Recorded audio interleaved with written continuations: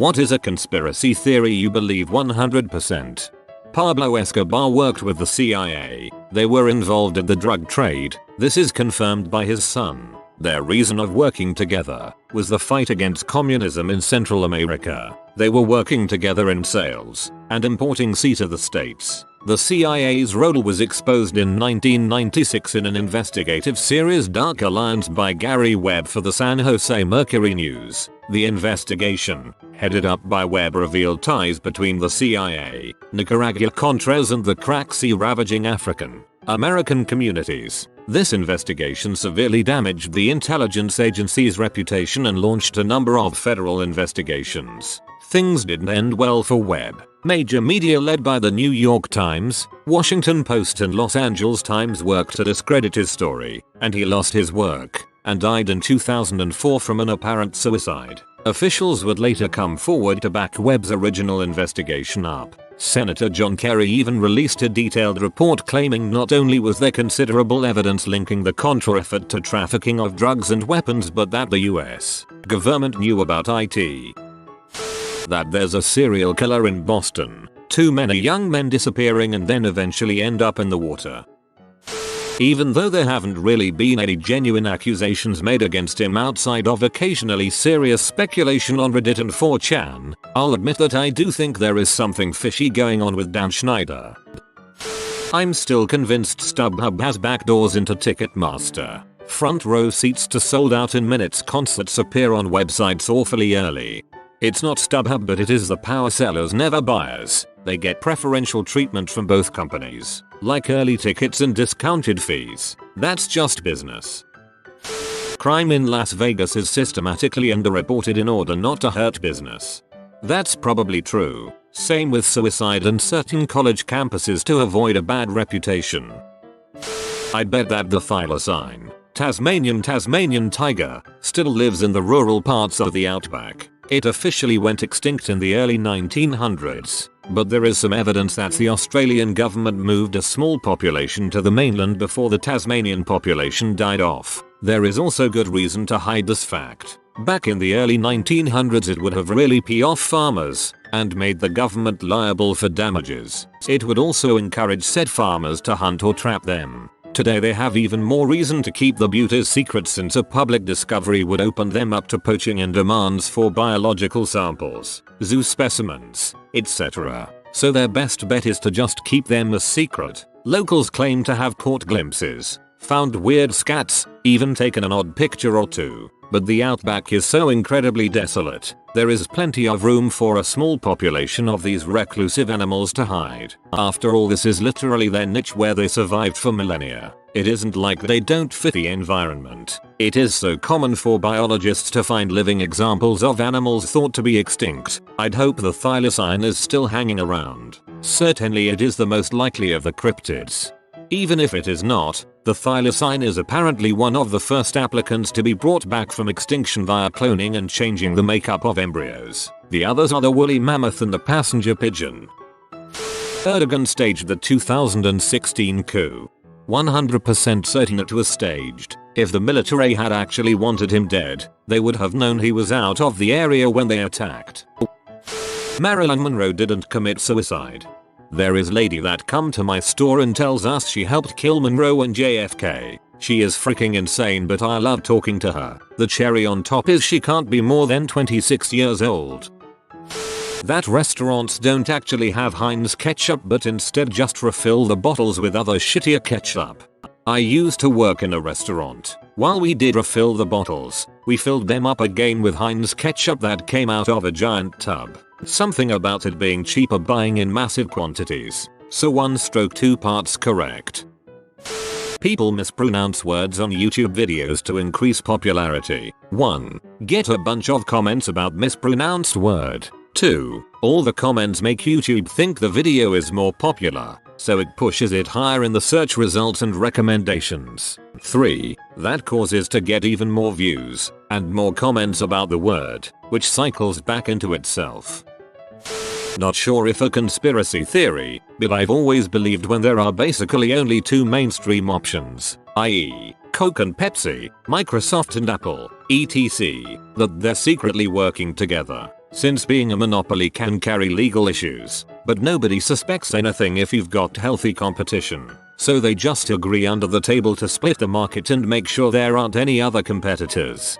Samsung and Apple, they sue each other every single day, yet work together. That is, Samsung literally manufactures the OLED iPhone X screens. That Snapchat filters exist to create a database of people's faces even if they are in disguise. The filter is applied locally, but the unfiltered pic goes straight to their servers. That the most ridiculous conspiracies are made up to discredit more plausible and possibly true ones. That Alex Jones is a sire plant that distracts people with tales of wild conspiracy BS when mundane conspiracies of people with vested interests in protecting their wealth are indeed real. I have this theory that Rob Kardashian is still fat because his sisters need his fat for their constant fat transfers. They probably give him hefty allowances. That the complete lack of proper political discussion nowadays and extreme polarization is done on purpose to keep the people fighting each other instead of actually moving forward and realizing that we are losing more freedom every day that passes. I believe that weekly conspiracy threads are started on r Ask Reddit by the NBA to shame Michael Jordan over gambling. Conspiraception. Someone knows what happened to Malaysia Airlines Flight 370. I refuse to believe that nothing came up with modern technology, the huge search teams, and the time spent looking for its remains.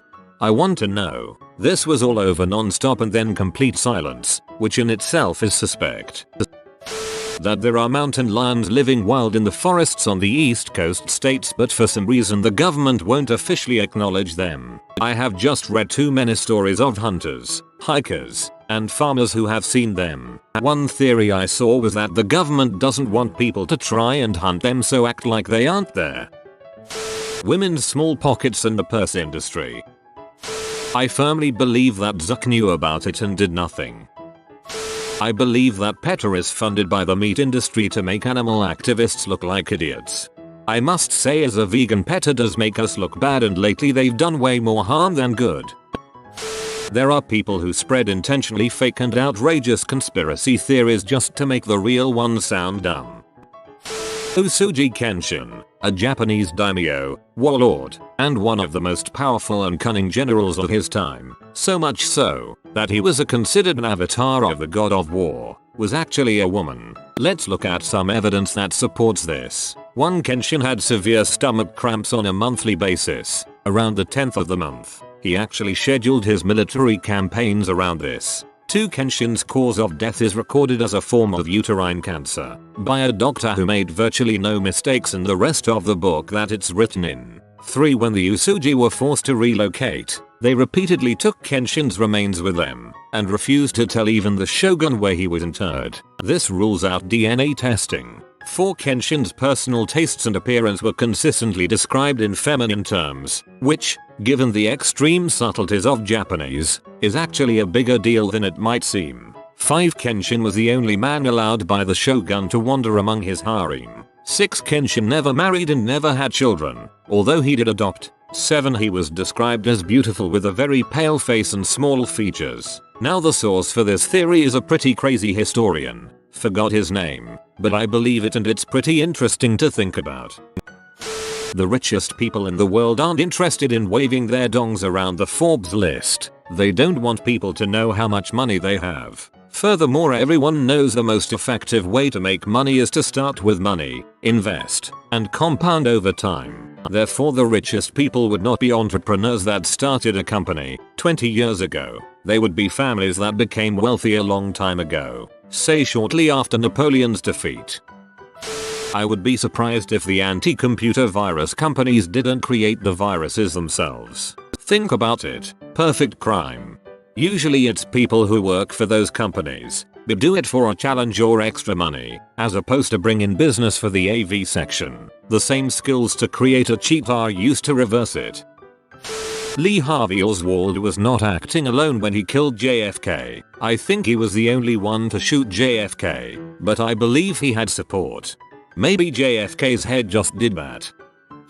That Facebook is collecting microphone data to advertise to us. It's a theory I've seen people mention several times and I always just brushed it off. I work in the tech industry and have learned most people aren't even all that aware of what they're doing on their own computers. I always assumed the suspicious advertising was coming from search history or cookies embedded in people's devices. I was over at a friend's house and I mentioned my throat was sore and I might be coming down with something. She had just been given a large box of M&C vitamin juice powder packets. We had a lengthy conversation about the packets and how she got them. But until that moment it was a product I had never seen or heard of before. My phone was definitely on and in my hands during the conversation. I was sending information of where to meet up with someone for the next day. That conversation was over Messenger. I definitely didn't do any additional research into the emergency packets. By the time I got home that night, and for roughly 3 days afterwards, emergency packets were heavily advertised to me over Facebook. I haven't really seen them since, but they were certainly prevalent for a short period of time immediately after the verbal conversation. The Pope before this one was going to be brought up on perversion charges and they made him a deal where he would resign and remain sequestered in the Vatican. That the Denver airport has a secret underground government facility. The promoter of the local Comic Con is trying to get rid of the loyal guests cosplayers by selling fewer and fewer 3-day passes. This con is held 3 times a year, in April, August, and December. It's this weekend. In fact, they max out the building fire code capacity every time. But the promoter has a great deal with the convention center, including exclusive rights to Comic Con held there. So he won't move it to the big center downtown. Because they can't get any more people in the door, he's been trying to make more money by screwing with the tickets and with the vendors. First, he eliminated the second badge from vendor table purchases. If you have a helper, they have to buy a second vendor pass. It costs more than a 3-day guest pass, so a lot of vendors buy their assistants the 3-day, although they can get in trouble for that, and the helper can't go to set up on Thursday. Next, he did away with reduced price passes for the big groups like the 501st, which is the largest Star Wars club in the world and used to volunteer to help run the con. They left after he tried to get them to sign an agreement that they wouldn't go to any other cons, which, as a 501c3 charity, they aren't allowed to do. Now I think he's trying to maximize ticket sales by cutting 3-day passes.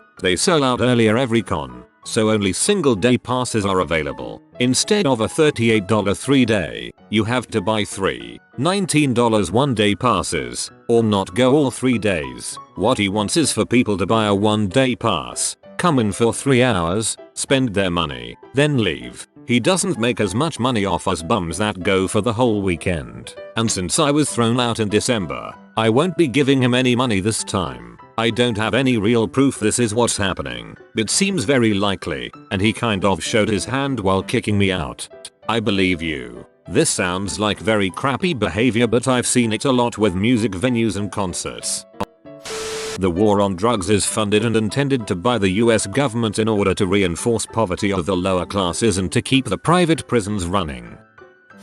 You know how when you pull out a Kleenex to blow your nose and that dusty crap comes out with it? I believe it's in there intentionally so that it keeps you sneezing, so you need more Kleenex. Also, Courage the Cowardly Dog doesn't encounter monsters. He is just a small dog that gets frightened easily by anyone because he never sees other people because his owners are too old to take him for walks. Which is why he lives in the middle of nowhere.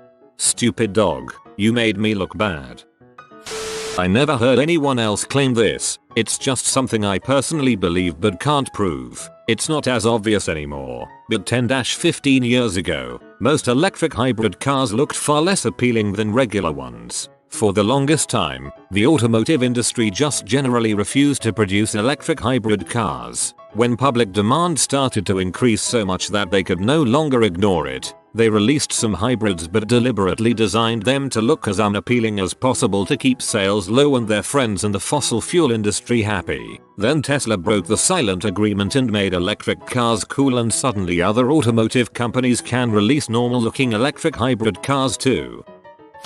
Not sure if it counts as a conspiracy, but when I was 15 me and some friends were walking to a house party at a barn of another mates in the countryside and near a large military airbase in Lynham, UK. We had a couple of drinks by then but were no strangers to a skinful, so wasn't as if we were too out of it to know what was happening. Anyway, as we were walking up a country road with only one cottage in sight, I noticed a triangular black silhouette in the sky. It was dusk, so pretty visible. It had a light on each point and was moving faulty slowly away from us but rotating slowly at the same time. As I pointed up to it a bit freaked to my two friends Dean and Sladday, it literally stopped dead and without turning in an arc it came straight back at us at least double the speed. We immediately ran to the cottage about 50 yards away, literally screaming for help. We banged on the door shouting, and as the owner answered we turned around pointing and screaming at what we seen, and it was gone. A whole clear sky and the countryside, barely any clouds, and gone. Now I'm not saying it was extraterrestrial, as there are a lot of air bases in the area, so could have been experimental military craft, but dang, it was the scariest experience of my life. Believe it or not, but I promise you it happened and other people have seen similar things in the area. I'm from the UK, not the first time I've heard a story like this happening in Lynham. Something is going on there. That mattress stores, mainly Mattress Firm, are the new laundromats in money laundering. There are so many of them, sometimes right next to each other on the same street, and they are always empty. Sometimes the upkeep on the actual stores are awful too. How do they manage to stay open, and open so many of them when people rarely buy mattresses and the stores themselves are always empty? I first saw this theory on YouTube, and it seems that someone on Reddit brought it up, explained it before. The earth is flat. I mean, come on, you'd have to be an idiot to think it's still fizzy after being outside all this time. I rolled my eyes, then laughed. Well done. The sugar industry bought out continues to buy out scientists to either straight up state fat is the cause of the obesity epidemic, or at least create a confusing atmosphere where consumers buy healthy reduced fat food that are pumped up with sugar, which is the real problem. I think someday the sugar industry will be seen as a just as bad but more successful tobacco industry. Who wants to be a millionaire? Old format with Regis. 50/50 Lifeline was rigged. If contestants said they had it down to 2 answers, the 50/50 would always leave those 2 answers left. Bill Gates wants us to think he's eradicating malaria, but he'll get down to his last 10 or 11 cases before admitting he can't remove them without administrator privileges, and we've all just been wasting our time staring at a stupid progress bar. They banned outside liquids from airports so they could sell more liquids inside. Airport security is well-known theatrics anyways, so this is perfectly plausible. That someone couldn't fill enough 3 ounces bottles with liquid to create a viable chemical weapon or explosive is hilarious to consider. FBI and the NSA are spying on us using Amazon Alexa and Google Home. JFK was assassinated by the CIA. They subsequently were not going to let his brother, who was a shoo-in for the presidency, at least the Democratic primary, to win and find out, so they either got a Palestinian Christian to kill him, or framed it on him. I believe Ciaran denies it to this day. And Martin Luther King Jr. was also assassinated by either the CIA or the FBI. At the time of his death he was becoming a vocal critic of the Vietnam War and was beginning to work on a Poor People's March for Economic Justice. In fact, I think he was in Memphis to show solidarity to sanitation workers on strike. I think everyone knows MLK Jr. was assassinated. That potato chip bags aren't 60% air to protect them during shipping. The manufacturers are lowering the quantity of the product so they can still compete on price. That all the celebrity nonsense is a carefully cultivated distraction from what's actually going on. Distract the hoi polloi from corruption etc. with the fact that some a-head-in-law put on a different hat. Orwell was right about so much. He called this phenomenon prolifeed and described it almost to a T before it was even a thing. Michael Jordan didn't retire to play baseball. He was given a 2-year suspension for gambling and they covered it up to protect their brand.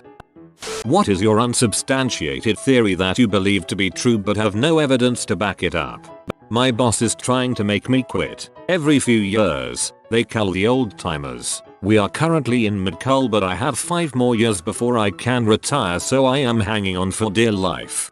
I've come to realize my work is doing the same. They just changed the pay structure, claiming they were giving everyone raises when in fact a lot of us that have been there over a decade are making less money than we were and are making less than $1 more than a new hire. And in a few cases the exact same as a new hire.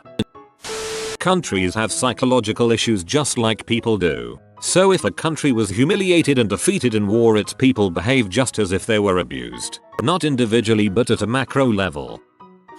Anakin died on Mustafar. Obi-Wan left Anakin to die on that rocky shore, and he did. When the Emperor found him, he spent that moment crouched over him, fingers on his temples. After that he orders his attendants to gather up the body and put it in life support. The Emperor had just brought him back to life. Why do I think so? There's a scene in the third movie where Anakin and Palpatine are at the opera, and Palpatine starts talking about Darth Plagueis and how he was using the dark side of the Force to bring people back from the dead. Palpatine hints that he improved on his old mentor's research, suggesting that he actually can bring people back to life. If this is true, this might be why Darth Vader, despite being so strong in the Force and despite being extremely strong from his mechanical parts, never actually dares to cross him. At least in the movie canon now, the Emperor could stop keeping Vader alive at any point, which is a useful leash for keeping someone so previously strong-willed and powerful under control, no matter how many missions he sends him out on. Sure, the dark side has permeated Anakin's mind. He's too afraid of dying to do what's right. He's too attached to living, despite the wretchedness of his life. It's only when Luke is in danger that he decides there are things more important than himself. Truly. And he finally does to the Emperor what he could have done all along. But as a consequence, there is no one maintaining his life anymore, and he dies, after possibly using his own force of will to live a few moments longer to say goodbye to his son. I think companies purposefully give you receipts on crappy carbon paper because the ink fades after a week and you can no longer do a return.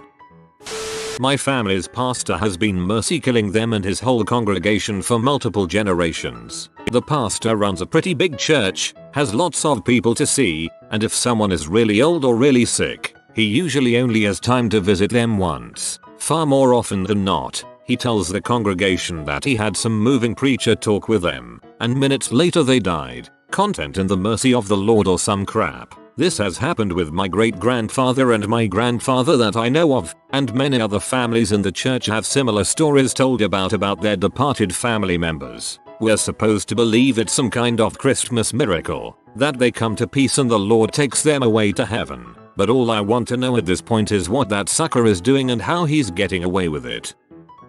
The Sony Doomsday Theory. My parents bought a Sony Trinitron in about 1974. It worked great until about 1995 or so I also became a Sony buyer. Based on how long they last, I finally have the scratch to start my own AV center, and I go with Sony. It's $19.99 or so. After I install my big screen TV, receiver VHS combo, speakers and a PlayStation and video camera, I'm all set. One of my buddies comes over and tells me a story. In the mid-90s, Sony was at a crossroads. They had foothold in America. Problem was they built their products too well, they simply weren't wearing out. So, instead of sacrificing build quality, they included a doomsday code in all their products. Don't set your clock, man. That's what starts the countdown. And bro, it's like 6-7 years. Don't worry, I silently thought balls to myself and forgot about it. Fast forward 5 or 6 years later,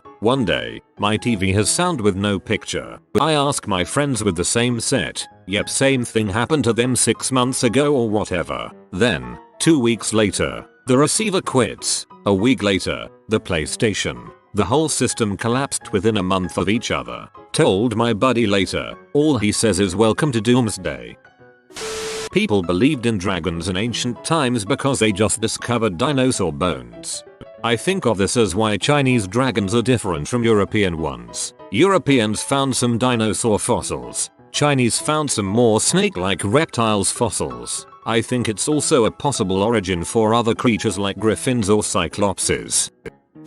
I remember reading something on in a Reddit thread on conspiracy theories, and one stuck with me. Something about Fred Phelps, Westboro Baptist, being a martyr. It referred to him being a civil rights lawyer. and how he was all big on equality and whatnot. Then he decided the only way people would listen would be to become the villain and start an organization that just spews out hate.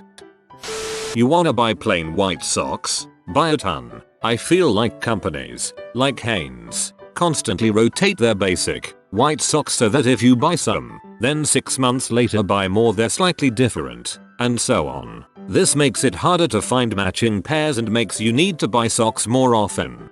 This makes so much sense. I always get to that point where I'm like, frick it, so many mismatched socks, all of these are going in the trash. Then I buy new socks and repeat the cycle a year later. I know 2 people who only developed celiac after getting Lyme disease. One of them was my brother. I'm not talking gluten sensitivity, I mean, dude used to vomit blood on the daily before he cut out gluten. Before he got Lyme, he used to chow down on ramen all night. No problem. I am no scientist, but I know both conditions have to do with your immune system, and I've heard immune disorders often occur in clusters. For example, if you have IBD, you might have rheumatoid arthritis. My theory is that there's a link between Lyme and celiac. I have Lyme disease and just got diagnosed with celiac. I never thought about them being related at all. I guess that's something I should have told my doctor. I believe that Vanessa Carlton and Michelle Branch are secretly the same person. Making my way downtown, walking fast, faces pass and I'm Michelle Branch. I'm crazy and everyone else is just patronizing me. Oh crap, he knows.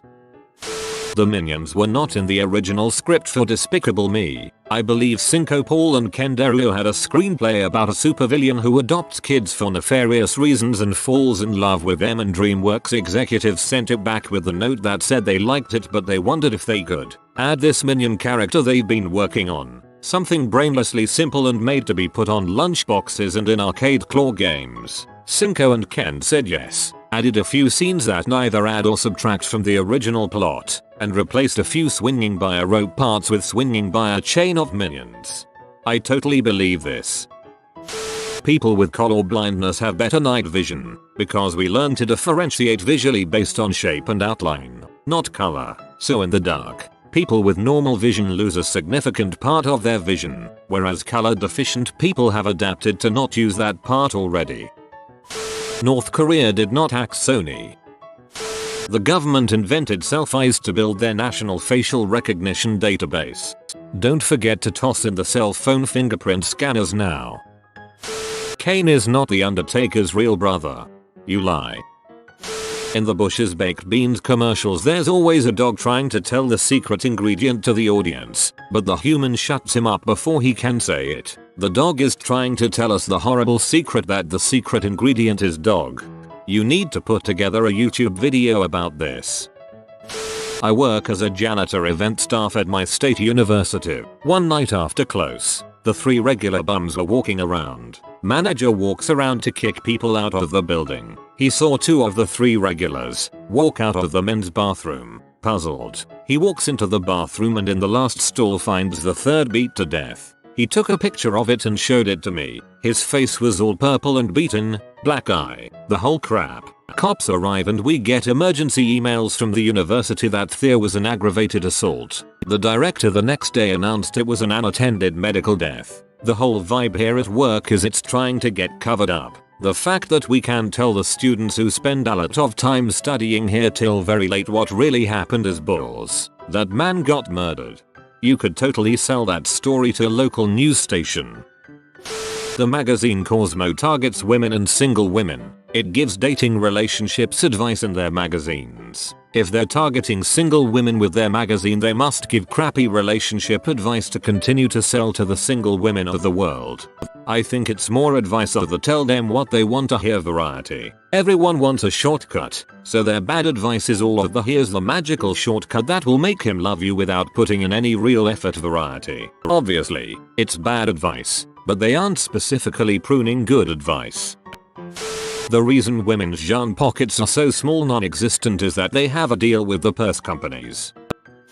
The Great Dental Conspiracy. Scientists have figured out how to restore enamel and prevent cavities, but they cannot release that information because it would result in an economic depression. The entire industry around teeth, starting with dentists, their officers, hygienists, insurers and many more behind the scenes people would lose their jobs, so they just shelved it. I refuse to believe that we can send a freaking robot to Mars and do hand transplants but cannot figure out the enamel and cavities issue.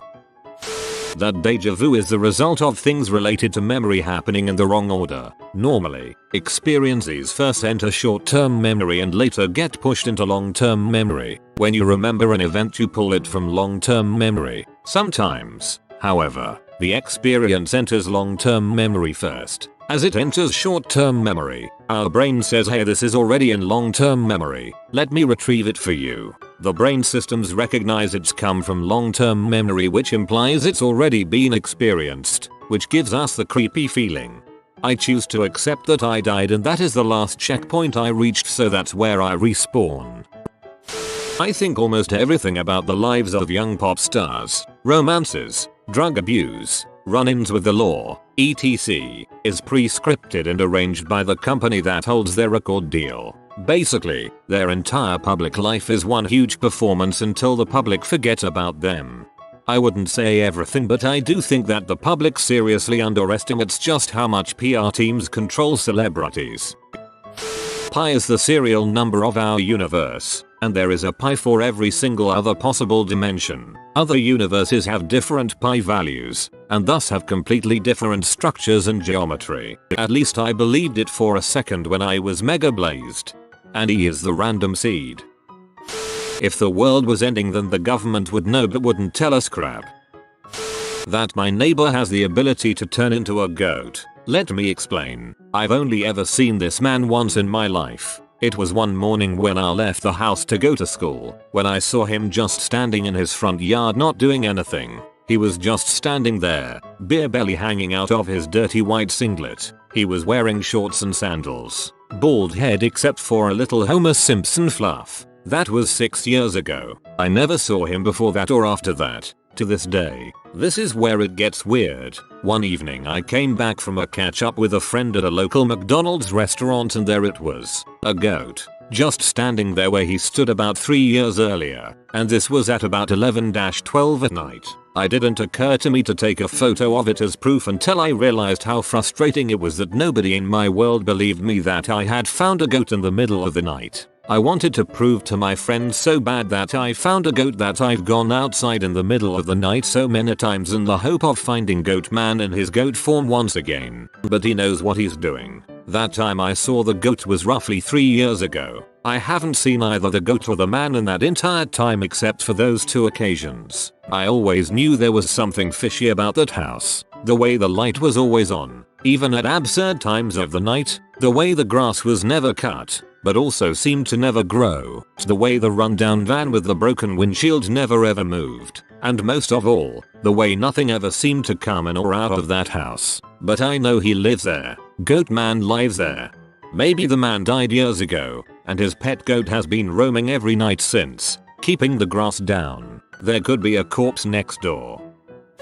Radio astronomer here. I believe that we will find alien life in the next few decades, not via radio signals but by finding artificially made chemical signatures in the atmospheres of extrasolar planets combined with free oxygen. The tech is at the point where we can measure some chemical composition in extrasolar planet atmospheres already, so it's just a matter of time. I confess I find this more likely than a radio signal from the depths of space scenario, just cause that's such a random situation. But I'll keep listening just in case they call. But this isn't really lacking evidence. Our tech has been advancing rather predictably, and there's no reason to believe spectrography won't get good enough to detect oxygen in exo-atmospheres soon enough. It really seems like a matter of time. So excited. When you're sick, if you're craving a certain food, you should eat that food. There's probably a reason you're craving it. I'm not a doctor or scientist or anything. It just makes sense to me. My best friend is a Chinese sleeper cell. He's the first generation to be born in the US. His family has long ancestral ties to the Chinese government and military. Many of his family members are still in the Chinese government at a city and regional level. He himself is going to law school and wants to be a politician. He was in the Marine Reserves for 4 years. He is the perfect embodiment for the American dream, but with his ties back to China make me assume that once he is president he will turn us into a communistic state. Not that I won't still vote for him anyway. Major elections in the US have been tampered with or can be rigged. It's not who votes that counts, it's who counts the votes. Stalin.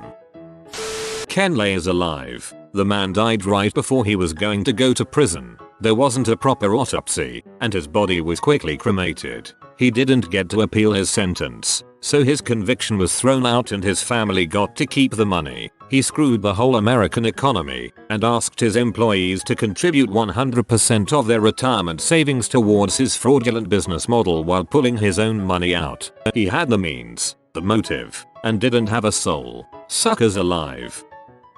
Lobelia Sackville Baggins took the spoons. My dad has a hypothesis about astrological signs. The different constellations show up at different times of the year, and back when we were hunter-gatherers, the time of year highly corresponded with your available diet, and that this could, in effect, have a contributing role in your personality. Shrugs. Hypothesis. Ghosts are repelled by catchy music. Evidence. No one has ever seen a ghost while listening to Barbie Girl by Aqua. The amount of advertising I witness for chewing gum seems totally unsupportable by the amount that the American public, or even the entire world, can possibly be spending on gum. This leads me to assume that what I'm seeing is actually a constant campaign of dog whistle proxy propaganda being disseminated by a shadowy cabal of powerful families of chewing gum magnates that secretly control all geopolitical events. The American big gum players are engaged in an endless, invisible war between each other and Chicle Internacional and the Dusseldorf Gomulworks. The Vietnam War was really just a flare in the ongoing feud between J. Charles Wrigley and Joseph Bazooka Joe Hearst. We've had the technology and know-how to meet our energy needs free of coal and oil for decades, but to keep their cash cow status quo alive, energy companies have been systematically paying off legislators and regulators, buying up and quietly burying patents, crushing startups, and killing innovation. When the oil finally does start running out, these same companies intend to slowly roll out the inventions and techniques they've been suppressing for years and turn a huge profit. But they will only do so the millisecond oil and coal cease to be profitable. Acne medicine gives you acne. I forgot to bring my acne medicine on a week-long trip when I was in high school, so I used just regular soap. Acne was gone by the end of the week. This one is nothing compared to some of the other ones here, but I don't think the close door button on elevators works. I believe the open door button works, but I think the close door button is just for people to mash until the doors actually close on their own. It depends. The elevators in my apartment, when they're set for moving, will not close the doors until someone holds down the door close button, specifically so that the doors don't close as you're trying to move furniture in or something. But as for regular day-to-day elevatoring, you may be right. Serious, people who changed the mind of conspiracy theorists, how did you do it?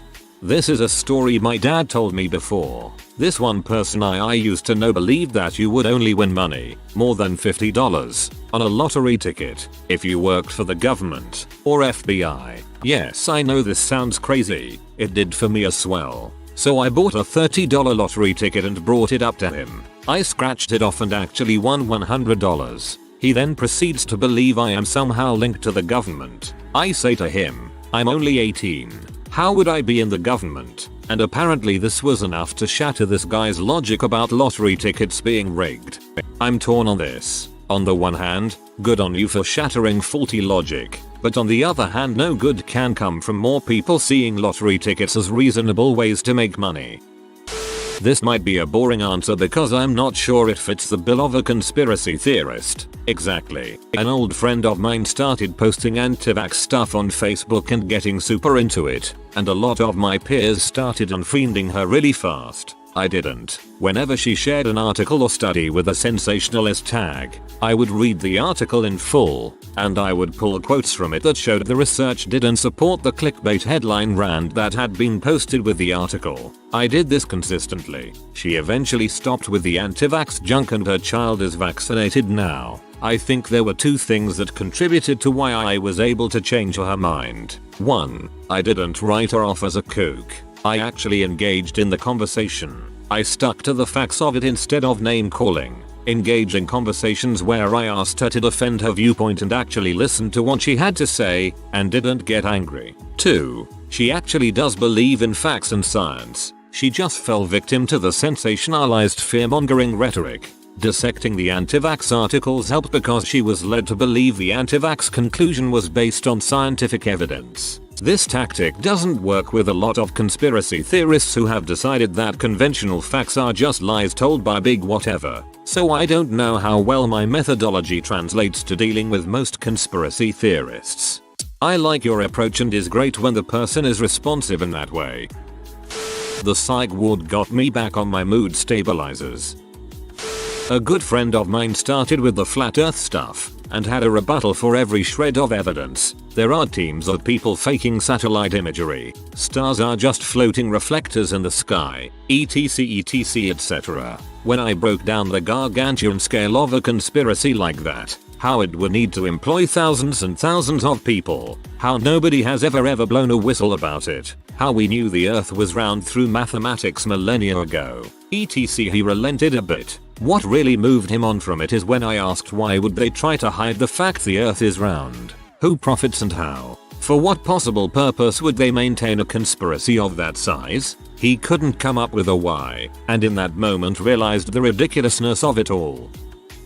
By strategically out crazy-eyeing them, someone was anti-vax. So, I made up a conspiracy for them to discover that it's actually a scheme by the insurance companies to nickel and dime people, because they make more money on longer living people. The classic is telling them that the anti-vax movement is actually a conspiracy by the Russians to try and weaken the Western population.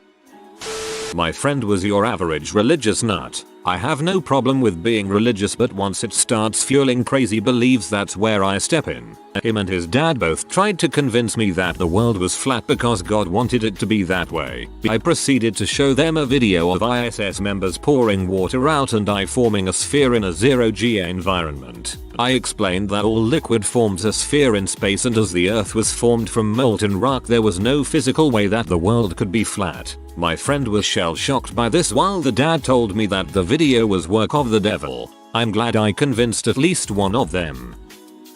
One of my co-workers was super into the theory that the royal family had Diana killed. I basically took a page out of the sketch from the Mitchell and Webb book and pointed out that if the royal family really wanted Diana dead, there just had to be an easier way to plan it than rely on a high-speed car crash, no seatbelt, distracted driver, etc. I don't think I fully convinced her that the royal family didn't want Diana dead, but she definitely came around that she didn't die at their hands.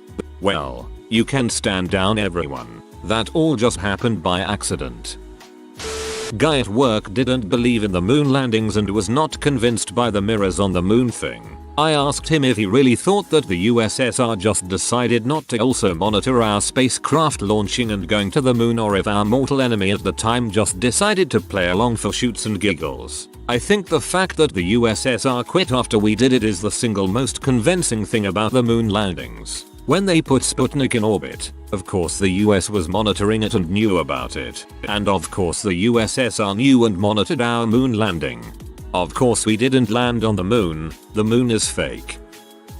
I worked with a guy about 10 years ago who didn't believe that we landed on the moon.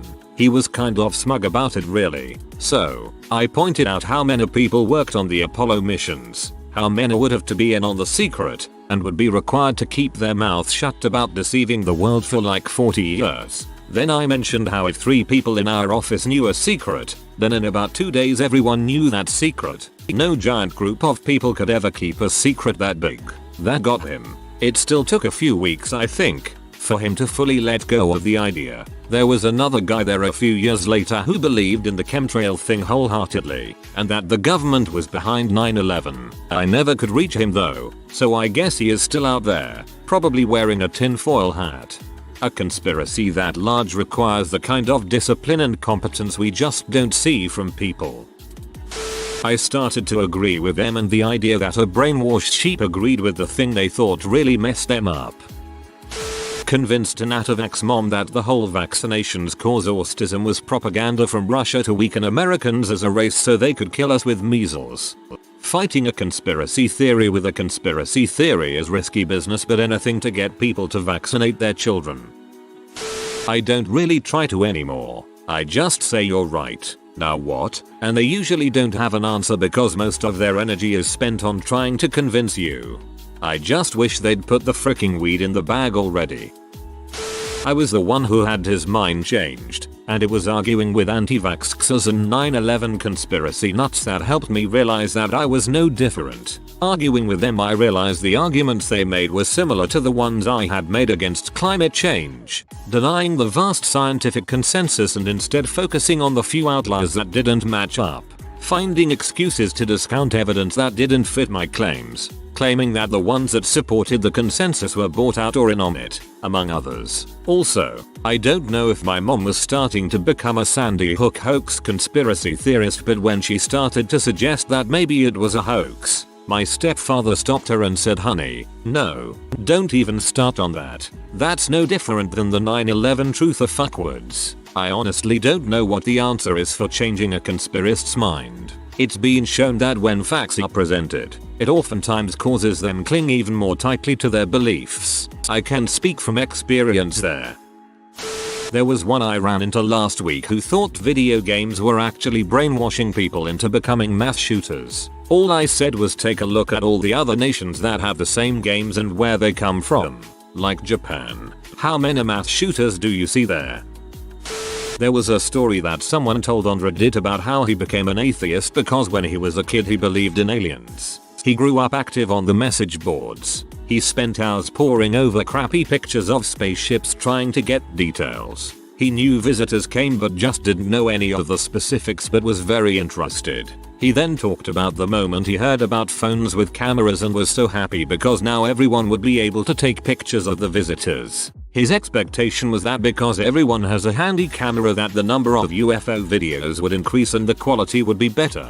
So he went to the forums and waited for the bounty of new pictures of aliens. He waited and waited, but it never came. People were loading videos of plane crashes and rare events that were going viral on YouTube, but no UFOs. Eventually, he realized that the reason people weren't loading videos of UFOs regularly was there were none.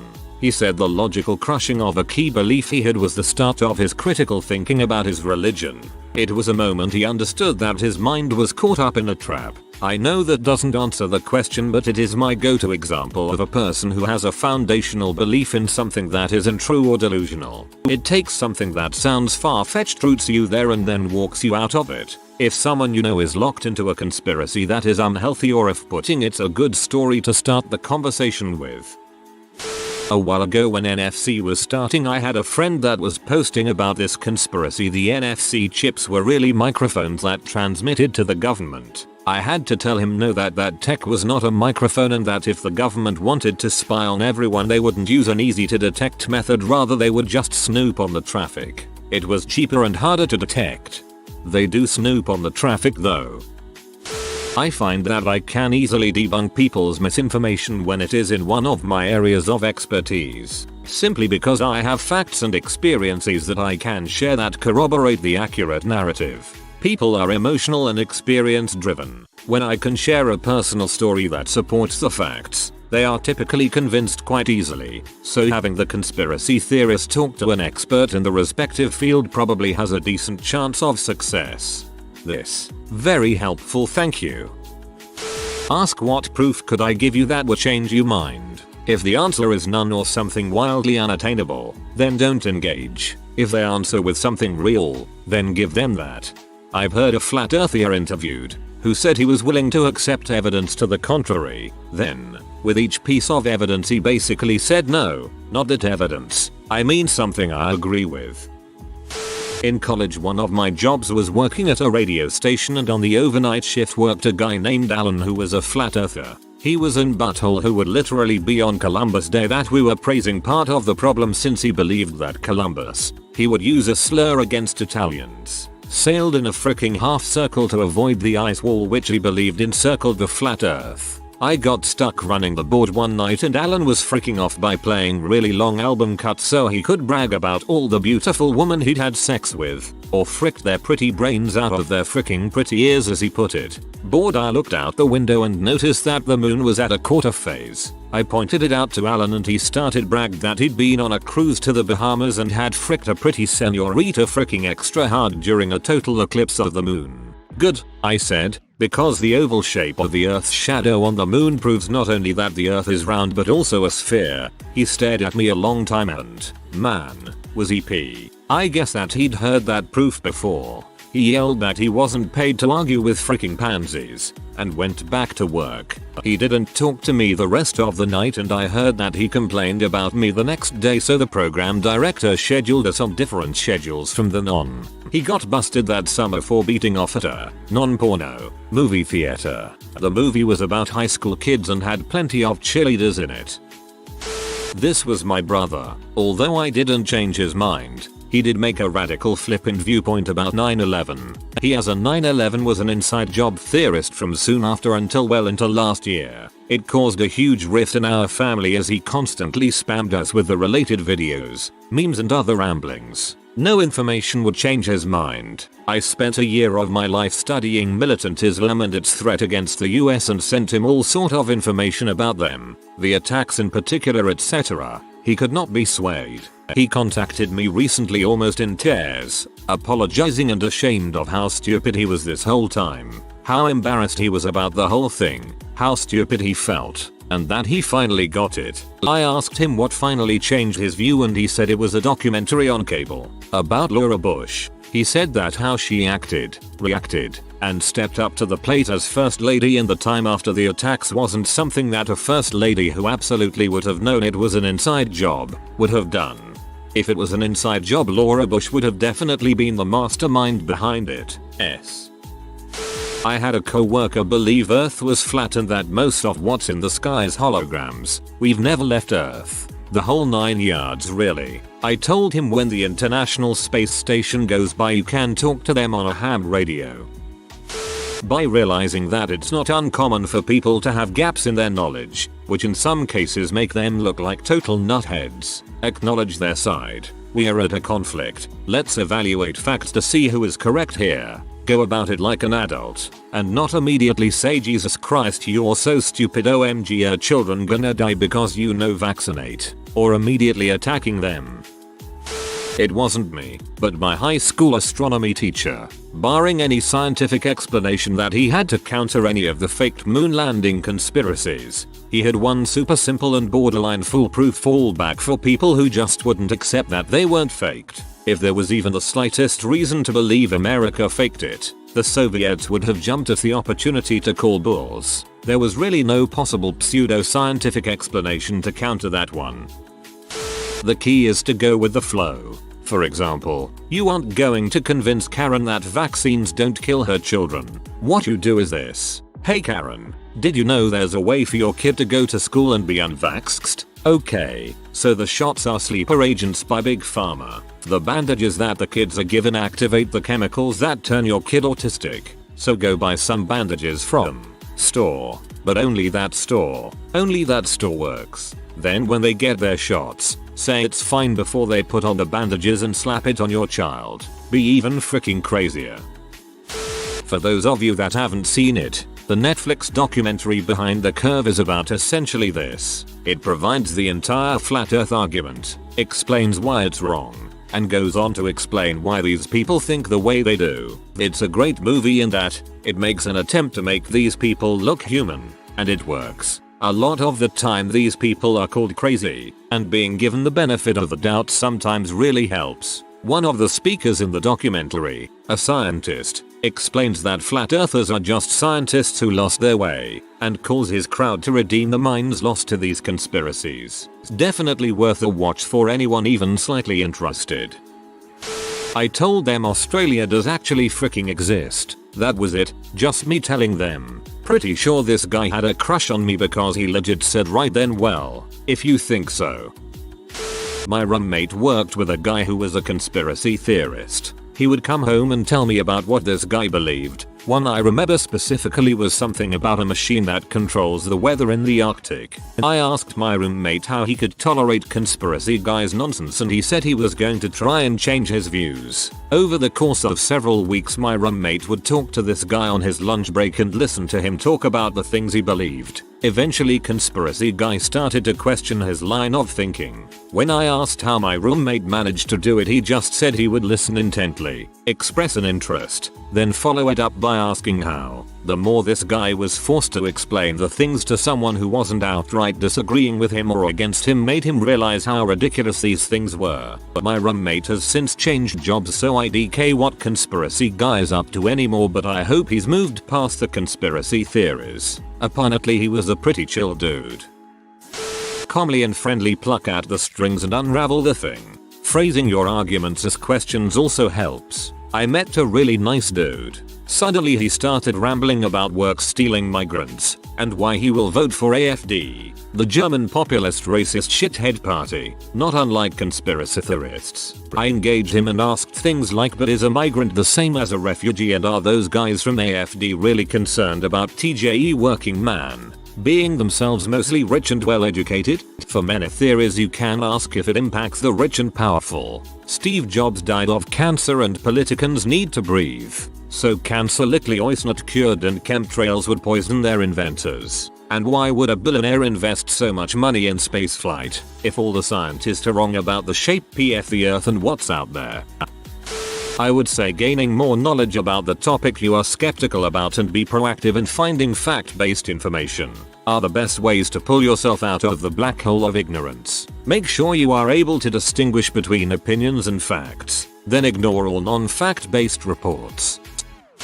Before talking about the topic, make sure to set fair discussion rules. Theorists often start throwing out wild, unconnected claims like science doesn't know this thing or this thing to try to get your attention off of an unpleasant topic. Be fair. Allow both of you to search the internet through sources you prefer. These can and will differ. Then if possible, test these out. Many flat earthers, for example, will agree on experiments that then show the earth is round. If you then show them that interpreting the results in a way that doesn't add up, any person claiming to be rational will end up in a serious conflict with their own beliefs.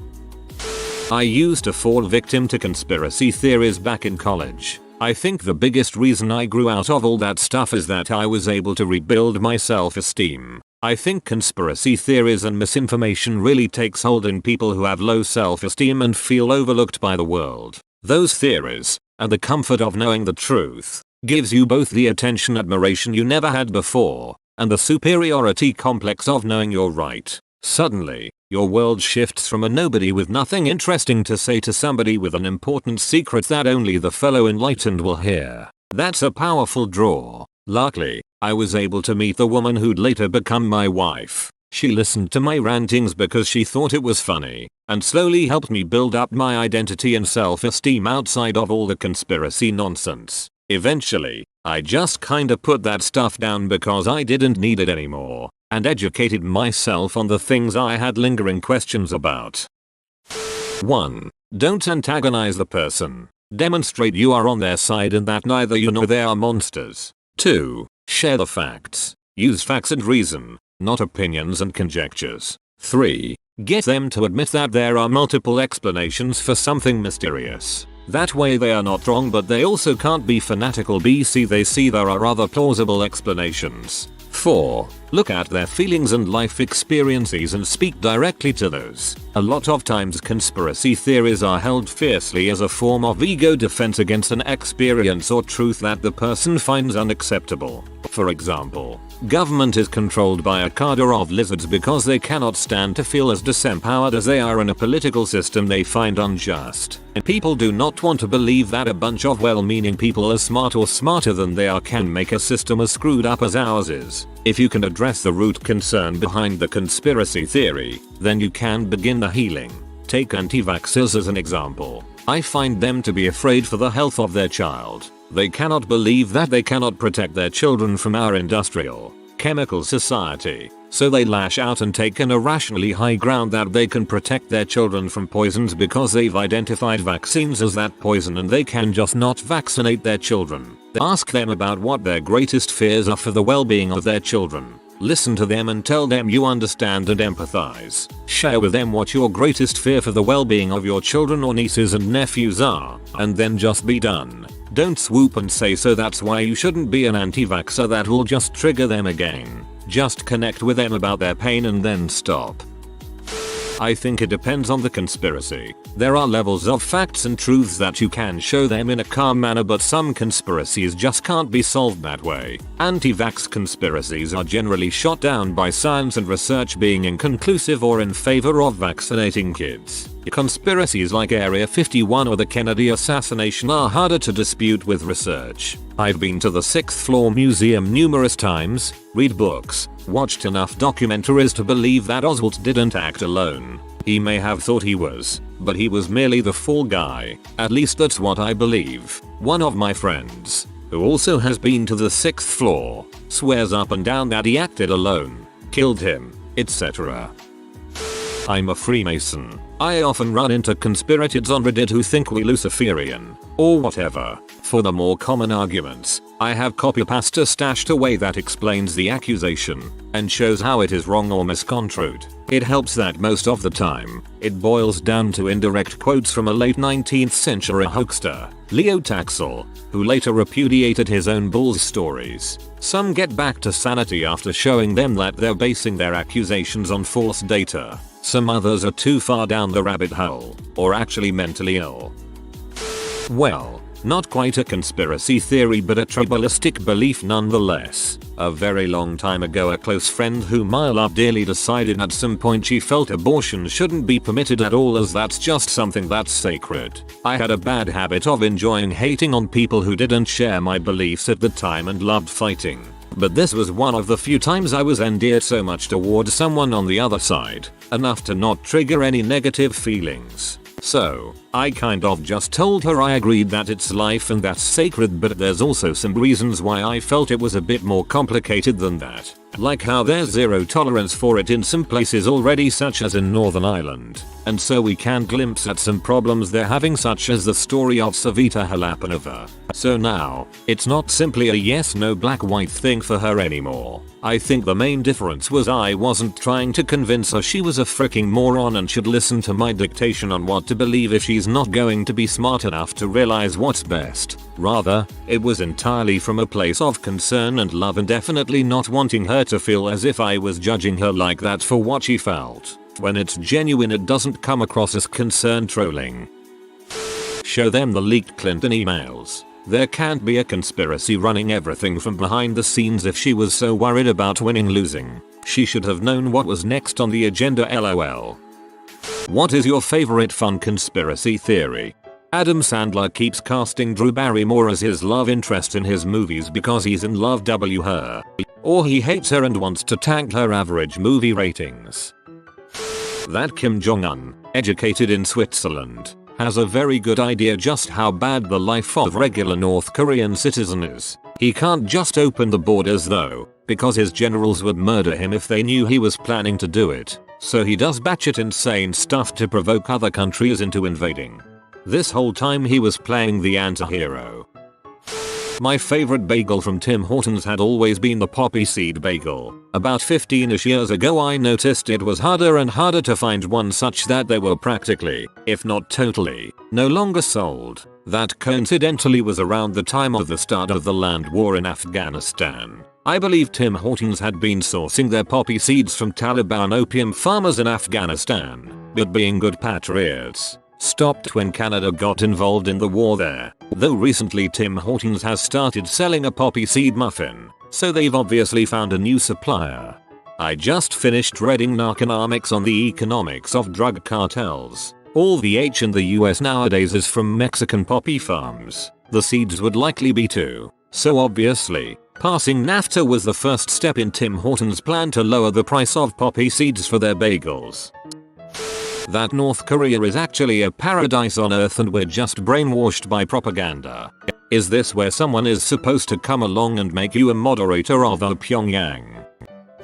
They put an alien back on the moon. Neil Armstrong. Neil A. Backwards that spells alien.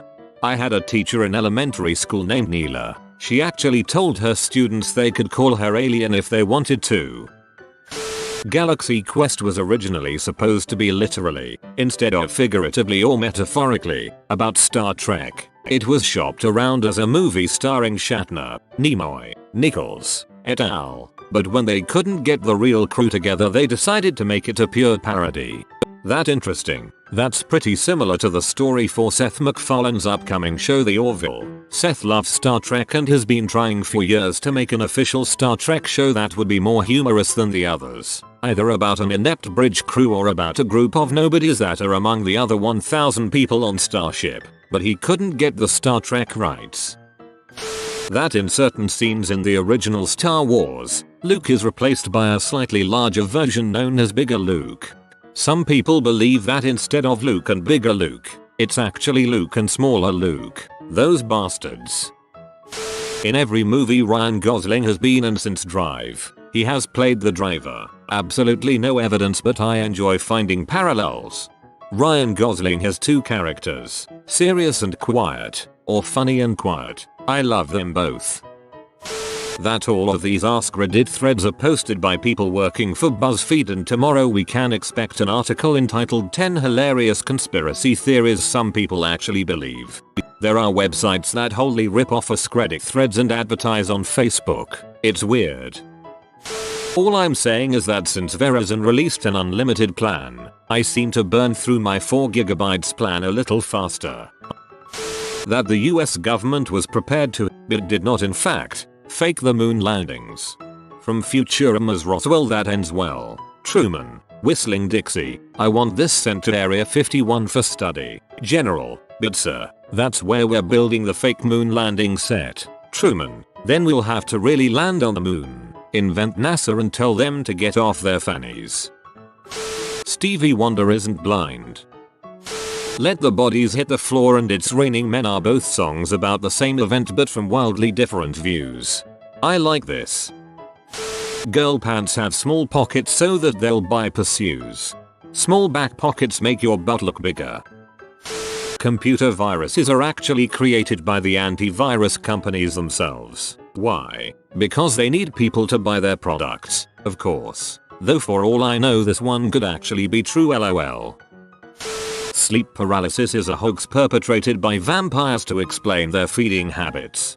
No, I have had sleep paralysis. It is definitely real. An unrelated conspiracy theory is the idea that garlic is good for you. It is actually really bad for you, so feel free to throw all of that out. Also, sharp pieces of wood are the #1 cause of household injuries, so make sure you don't have any of those laying around.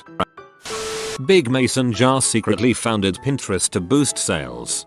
Interesting fact. Bull, the company behind the popular Mason Jar, also makes satellites and has been in the satellite business since almost the very beginning, 1959. Tommy Wiseau is actually DB Cooper. I did not hijack, I did not. This is my own, and I'm sure it's not even legit, but hey, it's fun, right? Sometimes I like to pretend that mythology, Greek, Roman, Norse, etc. wasn't actually their belief but their superheroes. Think about it, they had stories and plays written on these guys. The statues seem a little crazy, but we now have a Captain America statue in NY, so who knows, maybe one day people we think we're crazy for worshipping a guy with an American flag shield that he beat people with? I'm looking forward to archaeologists digging up Pikachu statues. That Snapchat W filter was pushed by the CIA as a way to get the masses to help them master facial recognition software. In my experience, they must also be masters at penis recognition software by now. From a South Park episode, Bush didn't do 9/11, he did the Bush did 9/11 theories. He felt that the American government wasn't being taken seriously, so he hired people to spread the lie that 9/11 was an inside job to make himself look more menacing.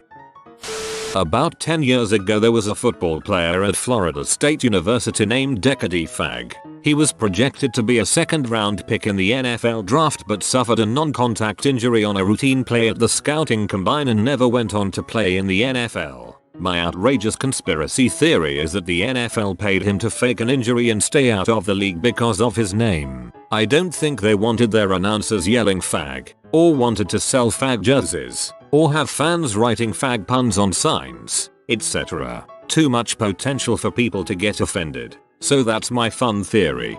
I like this one. It sounds fairly plausible without being spooky or dangerous. There are names in sports that are ripe for ridicule though. Rusty Kuntz, current first base coach for the KC Royals, comes to mind. People in Hollywood regularly use false names and I wonder how common this is in sports too.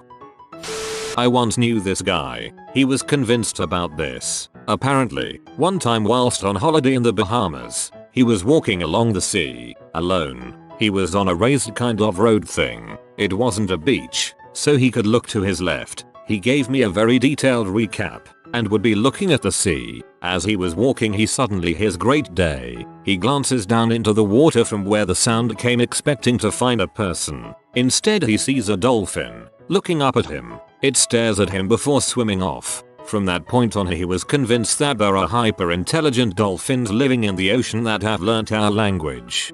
I want to believe that the Pacific Rim script is the remnant of the script from one of the ill-fated live-action Evangelion projects, after years of being shopped around and undergoing multiple rewrites. There is a man in California who swears with absolute certainty that author Stephen King murdered John Lennon. It's sad, because based on his web journal entries you can tell that this man is not well, but the premise is hilarious. LennonMurderTruth.com. Jesse's girl and Stacy's mom are the same person. That Kronk from The Emperor's New Groove was originally a chipmunk turned human by Ismo with a potion. It explains his behavior and how he can talk to animals. And his obsession with nuts. That under LL Cool J's skullcap is just an exposed brain, and the very few and far between times you actually see him hatless, it's just a really well blended bald cap. I guess people who believe that don't watch NCIS Los Angeles. Tupac is alive and well in Cuba. He has Fetty Wap's eyeball and is using it as a crystal ball and GPS to try and locate Biggie, who's alive somewhere in the world. Throwback Thursday and the like were invented and popularized by Google, Facebook etc. so that people would upload their pre-digital photos to the internet, thus enabling said companies to collect more data points about our facial features, lives, whatever. I had a similar theory. Facebook Memories was an ingenious ploy to double their usage through reposts. I posted this ages ago, and I have no proof, so bear with me. So, there was an Australian band called Tism, and I've been a huge fan for most of my life. Most people would know them from their song Everybody Else Has Had More Sex Than Me, which had a viral video back in '04, but most Australians would know them probably from their 1995 song, He'll Never Be an Old Man River. That song features the famous line "I'm on the drug that killed River Phoenix," and enraged famous friends of Phoenix such as Flea from Red Hot Chili Peppers. Now, 2 years before that song came out, Tism released a song called Ches Baragwanath, State Auditor General, which has a riff after the intro which sounds a lot like the start of RHCP's 1999 song Around the World. I've got no proof, but here's all I have. RHCP whoopee that Tism makes fun of their deceased friend. What better way to get back at a comparatively small band by copying one of their riffs and having it become a hit? It was released on the next album after Tism released their song. It's probably just a coincidence, but I feel fairly convinced. Another one is that Tism was actually the Wiggles, who wanted a side project in a more adult band to escape from all the kiddie stuff. That's why they never took off the balaclavas. The Olsen twins are actually quadruplets. It took 2 of them to play one character on Full House, and we're seeing 2 of them on TV now. It can only mean one thing. The Air Force hired the Village People to make a song about the Navy. That paper plate companies have already invented a paper material that causes the stacked plates to not stick together. They keep this formula secret so that we use more paper plates than we need and have to buy more. I just buy the more expensive plates.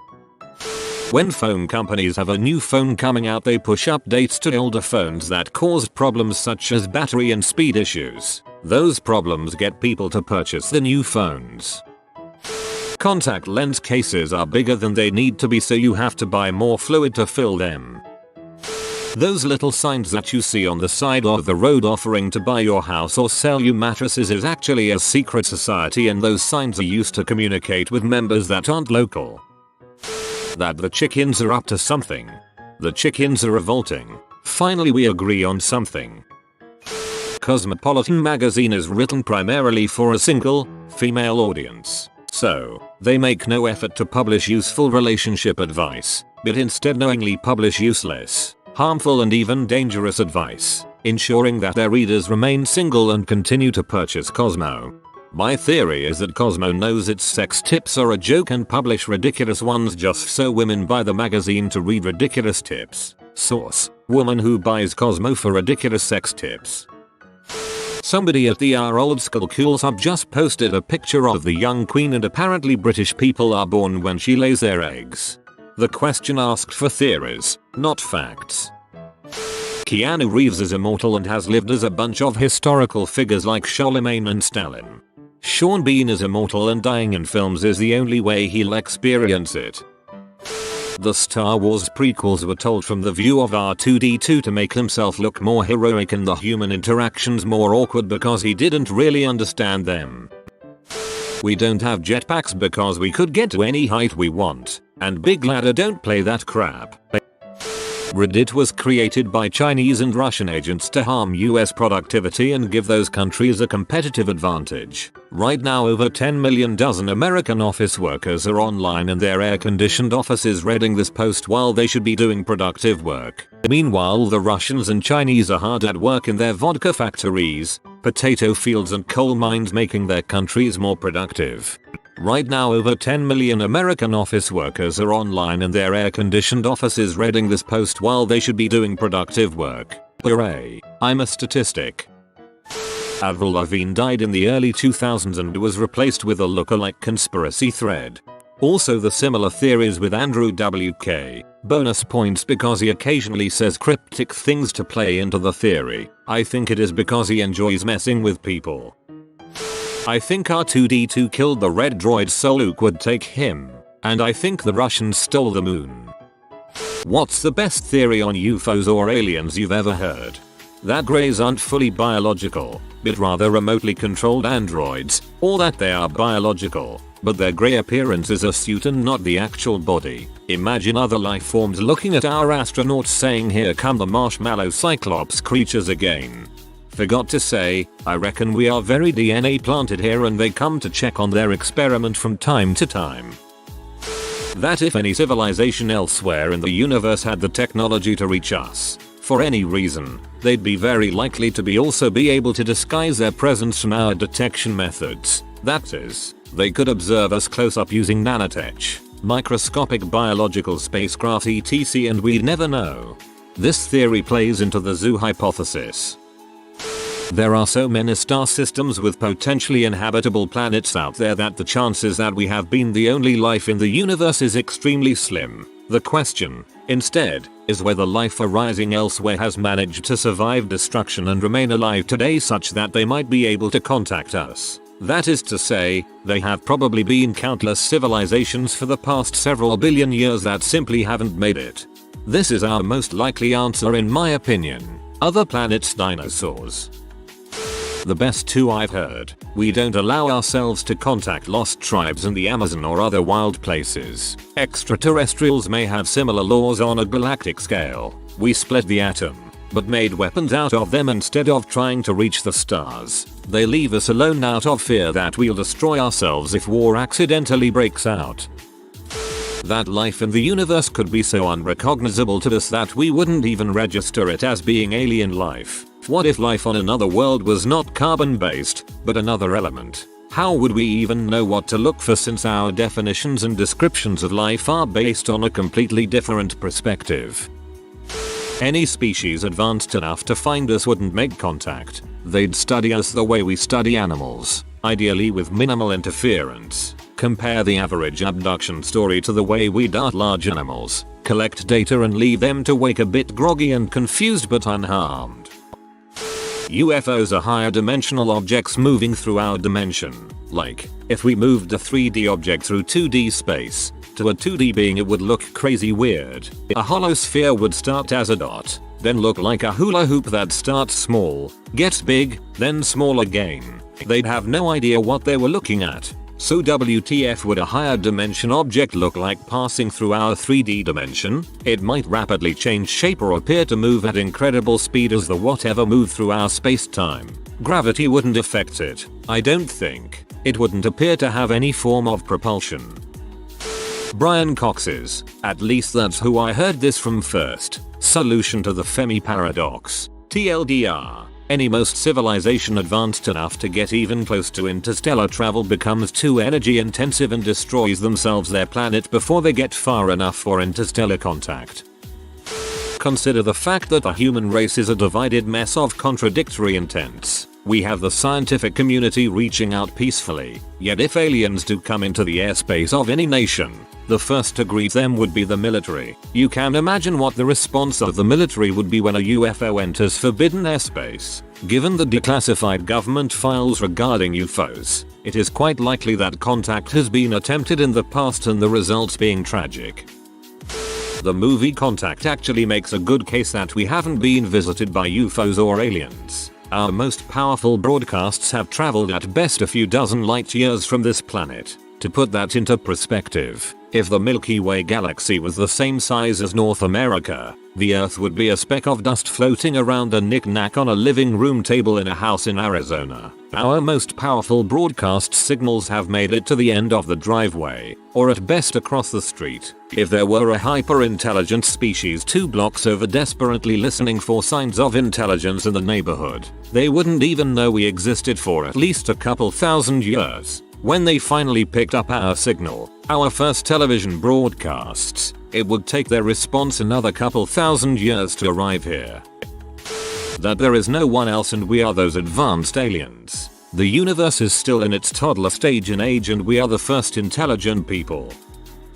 There is a very simple explanation as to why abductees independently described grey aliens as looking the same. There are no aliens and no abduction took place, but rather they are abstracting residual memories left over from being infants and looking up at adults. Before an infant's visual cortex is fully developed, an adult human looking down at them would appear rounded and grey in color with large eyes. Cross that indistinct memory with a sleep state subconscious and standard psychological patterns and boom, alien abduction. It also explains the sensation of being lifted, examined and probed. You know that trope in sci-fi shows, where they stumble upon the networks of the founders or the ancients or the architects? A civilization so advanced, long ago, that traveled the stars? That is us. We're seemingly alone because we're the first. Maybe they'll stumble upon us in a million years. That they are from a breakaway human civilization that is keeping their secrets to themselves. Essentially, that some place like Wakanda is real, or that Jules Verne really isn't science fiction. It's actually science fact. When the rest of the world was making do with steam-powered industrialization, someone figured out anti-gravity and zero-point energy from the interaction between electromagnetism and gravity. So they kept this technology for themselves, and have been zipping around the rest of us keeping an eye on things. I don't believe it, but that they live in underground caves and dwell primarily in Antarctica. I don't remember the complete theory, but people say they're an advanced race adapted for life underground, and that they have advanced machinery because they have been living on the earth longer than humans. It's the hollow earth idea. It's been around a long time. IDK, but someone on here posted about something happening this year in July. They posted it like 7 or so years ago. I'm looking forward to some action this summer. Aliens may perceive the passage of time differently than us. Our whole existence could play out before they've had their proverbial morning coffee or vice versa. Do I believe it? Number. Fun to think about. Time dilation is a real thing. Beings living on more massive planets or orbiting larger stars might have a different experience of time. I don't know if it would be our entire species' existence and the time it takes to make coffee, but the passage of time is not a constant. We're not the first. We are the aliens that we're looking for. Mammals are not native to Earth. The asteroid was a massive chunk of our planet and we populated the Earth after that. Is that a theory that I believe? No, not at all. Is it a good concept for a sci-fi movie? Yes. It's going to blow your mind when you learn what the moon is made out of and how it formed. That we are the first and or the most advanced life forms at this moment in space-time. I don't remember where I heard it, maybe some NPR program. But it's interesting to consider. We often discount the idea that we could ever be that special, but there is always the chance that we are. Someone had to be the first. That someone might just be us. I remember reading somewhere that the Earth is actually quite early. The last star will burn out 100 trillion years from now and 92% of the planets are yet to be formed. Yes, we may be the first but not necessarily the last. The most logical theory I've ever heard is that 99% of alien sightings are set up by special intelligence agencies to distract from more nefarious things they are doing. The best theory I've ever heard is that aliens do want to make contact with us but they're simply shy. All the UFO sightings throughout history are just humans from the future on a time-traveling safari meant to observe how we were in the past. They are supposed to keep out of sight. But thanks to human mechanical errors there have been hiccups with their cloaking which have resulted in being seen. That's why there have always been so many reports of them throughout history, but there has never been an attack. It's just us. Also the reason why we don't see as many examples of UFOs now even through pretty much everyone has a camera is because people are not that interested in this time period since we already document aspects of human life all the time. You should read Ray Bradbury's short story, A Sound of Thunder. You'll love it. It's about a tourist from the future who does something like this, but with unintended consequences. 10-minute read and we are worth it. If you wanted to explore space, you'd send technology instead of risking the life of a scientist. The little grey-green men and other now cliché depictions are just biological computers that they can control and that's why they look so simplistic and unidentifiable. Reminds me of robots or droids. The US military has intentionally orchestrated alien sightings and kidnappings, as well as funded UFO religions and conspiracy theories, to prevent people from being taken seriously should they happen to notice some experimental planes and so forth. There are no aliens, but there are US military agents in goofy spacesuits who mutilate cattle and probe deranged people to encourage them to make fools of themselves. Pretty sure there are cases where this is literally confirmed. I believe when the U-2 spy plane was being developed they leaked rumors of aliens or something similar to the nearby town. Not from space, but from here, but perhaps partially out of sync with us somehow. I think world mythology, fables, and other stories often describe similar beings throughout world history. This is just the most modern and popular take on the subject. That we haven't met a single one yet because they're either as technologically advanced as us, or not as much as us. We always imagine thanks to movies and crap that aliens are superior beings, more advanced on every aspect. But what if all the sentient races of the universe are actually all roughly on the same level technologically speaking? What if the reason we still haven't met them is because they too can't travel any further than their own solar system or the closest astral body to them? And the reason we can't meet each other is because none of us are advanced enough technologically speaking to even find each other. Imagine what we think about aliens today, now apply to what other races. They most likely think the same thing as us about what they call their aliens. The book Little Green Men. Aliens only abduct people that they know won't be believed, until a paperwork screw up leads them to kidnap someone with a trusting audience. Due to the way the universe has developed over time, gas turned to stars, stars formed galaxies, planets formed around stars, etc. There is actually reason to believe that the Earth may have been among the first planets to become habitable. The universe is old, but not infinitely old. The first few billion years at least were entirely uninhabitable. It's possible that 4 billion years ago, when the Earth formed into something that was stable enough to leave evidence, was when the universe itself first became capable of supporting life. If that's the case, then that would make Earth one of the first planets to support life in the entire universe. Assuming that intelligent life requires a few billion years to develop on other planets, like it did here, then again we may be the very first occurrence of sapient life in the universe. For all we know, there might be an explosion of extraterrestrial life that happens in a million years. That is very little time on galactic scales, almost within a margin of error, and yet that is longer than all of recorded human history by orders of magnitude. We may simply be early bloomers who fade away before the rest of the universe produces intelligent life. TLDR. Humans may be one of the first occurrences of intelligent life in the universe. We might be 1 or 2 million years early and may simply fade away before another planet even begins to support life. That there are alien empires out there, but our planet is just restricted because it is on the border or neutral zone between them. So no visitors are supposed to appear, but some jump quarantine to visit and deal in exotic Earth goods. Also from Isaac Arthur, the sightings of UFOs are just black market traders in their janky spaceships who have bad stealth tech, so they are more easily sighted and sometimes even crash. The govts of Earth may have some low-level deals with them for protection against things like asteroids. Can't remember where I heard it. I know it was from a movie or TV show, but it went like if you took a cup to the ocean and filled it, you wouldn't assume fish don't exist since there's none in the cup. That's the same with our galaxy. We've only explored and reached so far. I had a fun theory that Earth is one of a few life-generating planets and that aliens are actually Earth-originated beings who have moved on to settle the galaxy. Any visits are them checking in on our development, and eventually we'll be advanced enough to join and make way for another wave. Not really a theory, I believe, more the basis for a story. There are enough galaxies and stars to actually have your story be true, somewhere. In an alternate reality, we have developed different forms of technology due to different historical choices, so the humans of that alternate reality have advanced enough to travel to other realities. And another theory is that UFOs are just the alien equivalent of a microscopic lens, and our entire universe is just a petri dish.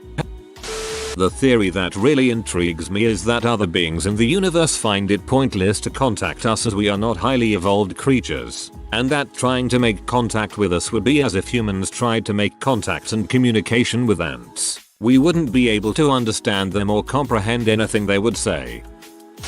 That they're extraterrestrials, not extraterrestrials. They are some type of human evolutionary outcome from the future. It's why they look humanoid if evolution were to theoretically continue. Time travelers or dimension travelers may explain why they aren't violent, obvious, or intrusive. They're just what humans become in X years. Just a theory, but I think it holds weight. The aliens are humans from the far future. They're not traveling through space but through time. They probe and dissect to learn about their ancestors and use that knowledge to better their present. Aliens came to Earth in 2550 BC and built the pyramids as a gift to thank the Egyptians for introducing them to cats, the animal. Then they came back in 1981 and gave us the internet for introducing them to Cats, the musical. Then they came back once again in 2019 and gave us COVID-19 for introducing them to Cats, the movie. Prove me wrong.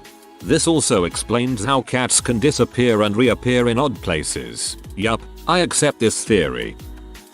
I worked with a guy who had a conspiracy of a conspiracy. Thought that it wasn't aliens, it was demons from heck, and the government just wanted us to think that they were aliens so we wouldn't catch on to their evil devil plots. Had a good laugh.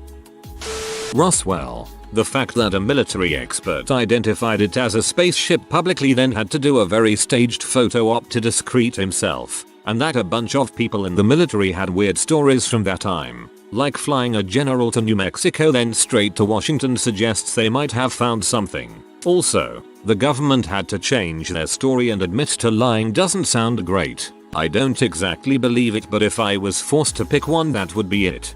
For me, it seems more likely that, in the haste to cover up Project Mogul, someone thought it would be a good idea to say it was a UFO. When they realized that was a bad idea, it was already too late. The weather balloon is a way better cover because it basically was one. This is pretty much just the official story though. I think if there's any intelligence with the capability of traveling through the vast distance of space, it's not going to be a bunch of individual beings riding around together in a spacecraft. I doubt it would be biological animals at all. Anything with that kind of capability and power would be quite abstract and unrecognizable, and probably entirely uninterested in communicating with us. The closest alien civilization, 92 light years away, died out hundreds of millions of years ago. The next closest, 460 light from us, will begin evolving any day now and will attain technical mastery rivaling ours in about 1 billion more years. Currently, there are 2 other civilizations in our galaxy, one waning and one waxing. The closest of them is 23,737 light away. We don't just have to line up on a relatively close spatial scale. Time frame is as much a factor as distance. Most civilizations don't have a window of more than 20,000 years where they flourish before petering or flashing out. Let's not forget that faster than light travel is theoretical at best, wildly impractical in reality, probably requiring the energy of many stars to be useful. In our own galaxy, no civilization has even colonized more than 5 star systems, much less cannibalized them for speed juice. In short, nobody's been here, and probably nobody ever will. So it goes that UFOs are just time travel devices from people in the future observing the past. We don't have a ton of UFO sighting anymore because now that we have social media and post everything about ourselves, people from the future already know everything about us. There's a musician comedian that does a bit on how we are just a poof living planet now, but for another planet full of life to pop up it might be millions of years later and millions of miles away. Connecting the two would be impossible. I can't remember and it's on YouTube but I can't find out. I've been looking for 46 minutes lol. If you've seen it please share it with me. It's like Vlad the Astronomer or something. Man, tip of my tongue. I've come across 2 that make sense to me. Neither denies the possibility of aliens, but both posit that humans and aliens will likely never interact in a meaningful way. 1. Aliens are long gone. The odds that humans will cross paths with another intelligent lifeform is slim. What if the aliens we are looking for are an extinct race of beings that existed millions of years ago? Maybe their civilization peaked during the age of the dinosaurs or even earlier. Who knows? They may have visited Earth when the most complex life was a single-celled organism and moved on. 2. Any aliens that reach Earth are lone travelers. Our species is just no exploring space travel and it takes a long time to reach other planets. Imagine if another species, in another solar system, just a few hundred years ahead of us, technologically, has sent out a one-way exploration mission. They couldn't possibly make it to Earth and back in one lifetime. The best they can hope for is to observe, collect data, and send it back to be received by the next generation. I find it interesting that we see proportionately less pictures footage of UFOs now that we all have cameras in our pockets than in the 80s when film was expensive. It should be dramatically more yet, it isn't. And with HD, 4K, 8K now we should have really high quality proof. At least some? The premise of the movie Prometheus. Lots of people did not get the movie, especially the opening shots. A group of space travelers land on a planet that can support life, but does not have intelligent life yet. Their mission is to bring life to the universe. It would take millions of years for life to evolve on this plane. So they decide to give it a boost. They played God with our evolution. The travelers draw lots for one of them to sacrifice himself to seed life on the planet. So the chosen one takes a pill to disintegrate his DNA into the water of the plant. Whether his DNA combines with the amino acids in the oceans and forms all life. Of all the life forms that were created, one retains the most alien attributes, humans. The planet is Earth. The theory is this is the reason for so much diversity in life on Earth, but only one species with such heightened and evolved intelligence is because we are the hybrid aliens. Later the aliens realize that giving a boost and a jump start to the DNA of humans is a violation, because it does not allow for evolution of other attributes, i.e. morality, empathy, lack of violence, ability to integrate with nature instead of trying to abuse it, so their creation, us, will pose a threat to all life in the universe. Once we develop space travel technology, since the gods created us, the gods decide to destroy us with the perfect weapon, another hybrid creation, but this time combing human DNA with another alien life. On the way to deliver the perfect weapon they die and never complete the mission. Millions of years later, we developed the space travel, and in our quest to find our origins, we found aliens' remains and inadvertently completed the mission, creating our extinction. To sum it up, we are the aliens on Earth. The true extraterrestrial aliens who created us are trying to destroy us. If we survived, we will destroy all other life. Best theory about aliens. IMHO. Decide to destroy us with the perfect weapon. Another hybrid creation. But this time combing human DNA with another alien life. This is the only bit that doesn't make sense. Like trying to put out an electrical fire with a petroleum-based fire.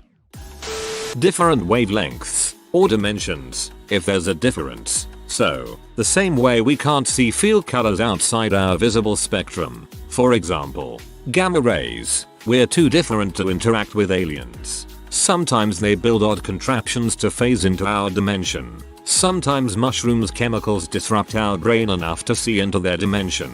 Neither method works for very long, so there's just sightings without much interaction.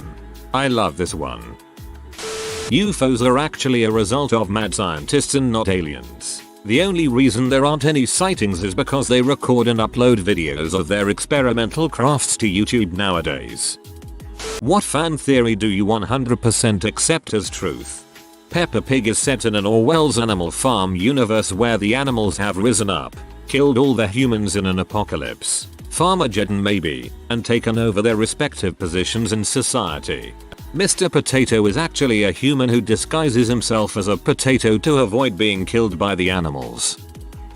In Warhammer 40k, the thrusting gods that the setting summary refers to are the people who play the game. They pitch the armies against one another on the tabletop for their own amusement, and as long as they exist the galaxy will forever be consumed by war.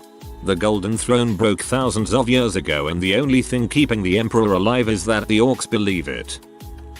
The original Scooby-Doo takes place in an alternate reality where the Great Depression never ended, which is why literally everywhere the gang goes is falling apart and full of professors running gold smuggling schemes. I've always loved this theory. Whenever they visit theme parks or hotels, it's always being sold or about to go out of business. Star Wars: Revenge of the Sith. Padme died not because she was sad or anything, but because she was killed by Palpatine, though Anakin Vader did help a great deal, too.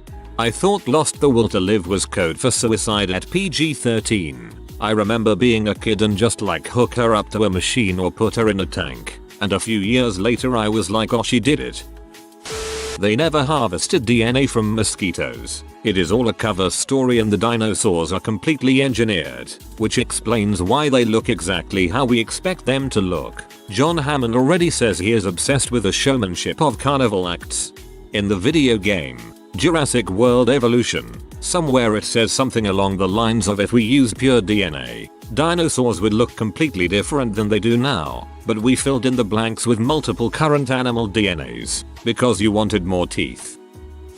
That in Harry Potter, Harry, Snape and Voldemort are the three brothers, the Peverils, from the story of the Deathly Hallows. It's sorta a history repeating itself case. Voldemort is the first brother who desired the world's most powerful wand. Snape is the second brother who wanted to bring back the woman he loved. And Harry was the third brother who wanted to use the invisibility cloak to lead a peaceful life. This coincidentally would make Dumbledore deaf because at one point he possessed all three of the Hallows, and when Harry saw him near the end of the last book, he greeted Dumbledore like an old friend, just as the third Peveril brother did.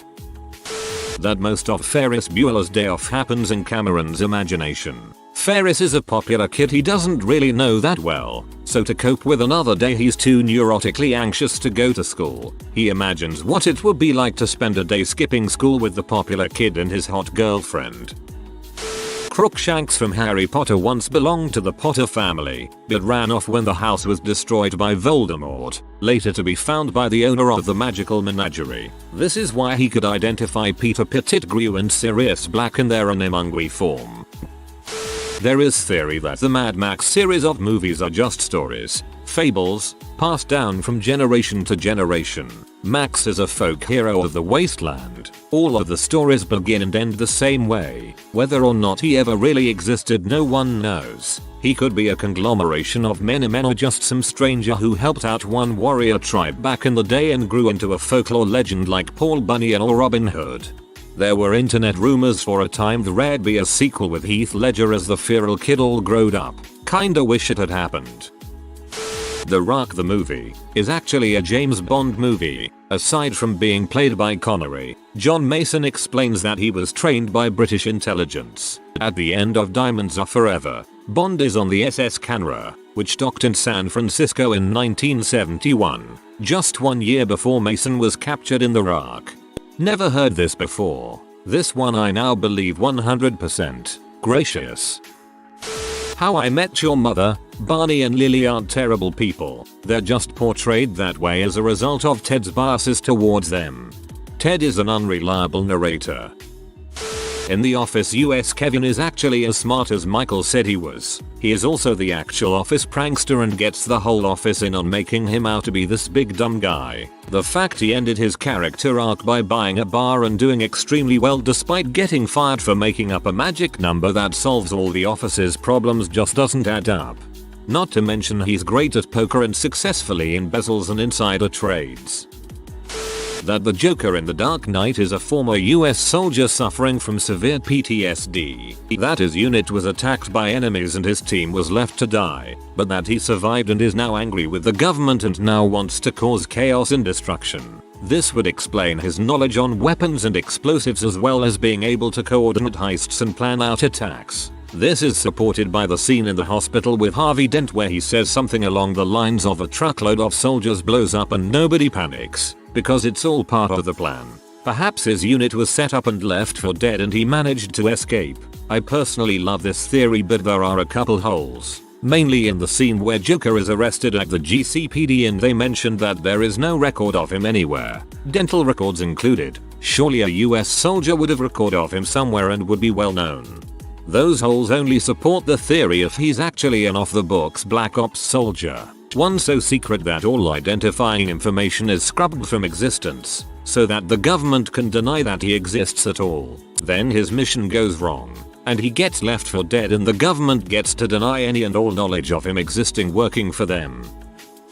At the end of The Thing, Kurt Russell's character gives Keith David's character a sip from his flask. But really, he has just given Keith David a sip of gasoline. This ties back to the introduction of Kurt Russell's character, when he defeats the chess computer by short-circuiting it with whiskey. So when Kurt Russell smiles wryly after watching Keith David drink gasoline without reacting, he's smiling because he has proven that Keith David is actually the Thing, but he's still gonna die. Except it's pretty well established that things have all the memories of the people they mimic. My secret fan theory is that the people who are things don't know that they are things. More obscure, but the idea that Ninda Wallace from Blade Runner 2049 is actually a replicant. Spoilers below. Wallace controls all replicant production, and was single-handedly responsible for the reverse on the ban on replicants. He is also blind and uses eye implants. The film shows that older gen replicants have ripped out the eye containing their serial numbers so they cannot be identified as not human. Wallace even utters the line "We are the gods now." I like the idea that he is an old generation replicant who blinded himself to hide his origins and took over the replicant industry in order to control and ensure the continuation of his species. I'm reading the book and this is a great theory. Also the book is depressing as heck, even more so than the movies. Always Sunny. Pepe Sylvia is just Charlie misreading Pennsylvania. The Simpsons. Of his children, Homer's closest to Lisa because she's the most like his mother. Star Wars. Duchess Satine's nephew Corky is secretly her son by Obi-Wan Kenobi. I also like the theory that her sister Bo-Katan is actually her daughter instead, since she's so much younger than her. Point is, Obi-Wan and Satine had an illegitimate child at some point. I feel as though the writers of Sunny have debunked the Pete Sylvia thing, but that shouldn't stop you from enjoying the theory. LOL. Kal-El has cancer. That's why he has no hair. That's why his parents let him get away with his stuff and why his parents are always around. They took some time from work so they can spend the last days of their son with him. It's not true at all, I know, but it simply makes the whole show a lot more interesting. That in Breath of the Wild the hole you see in one of the mountains is the damage left behind by the Divine Beast's original battle with Calamity Ganon 10,000 years before the game's events. That the Joker in The Dark Knight is a military veteran gone insane from years of war and hence is very adept at using different kinds of weapons and knives as well as tactically very sharp. And he was very familiar with military funeral procedure, from what I remember. Not that you couldn't learn that online or something, but still. Dennis in It's Always Sunny in Philadelphia blossoms into a secret serial killer over the course of the show, and his first secret kill is Brian LaFave. You're just making Dennis Reynolds a murderer.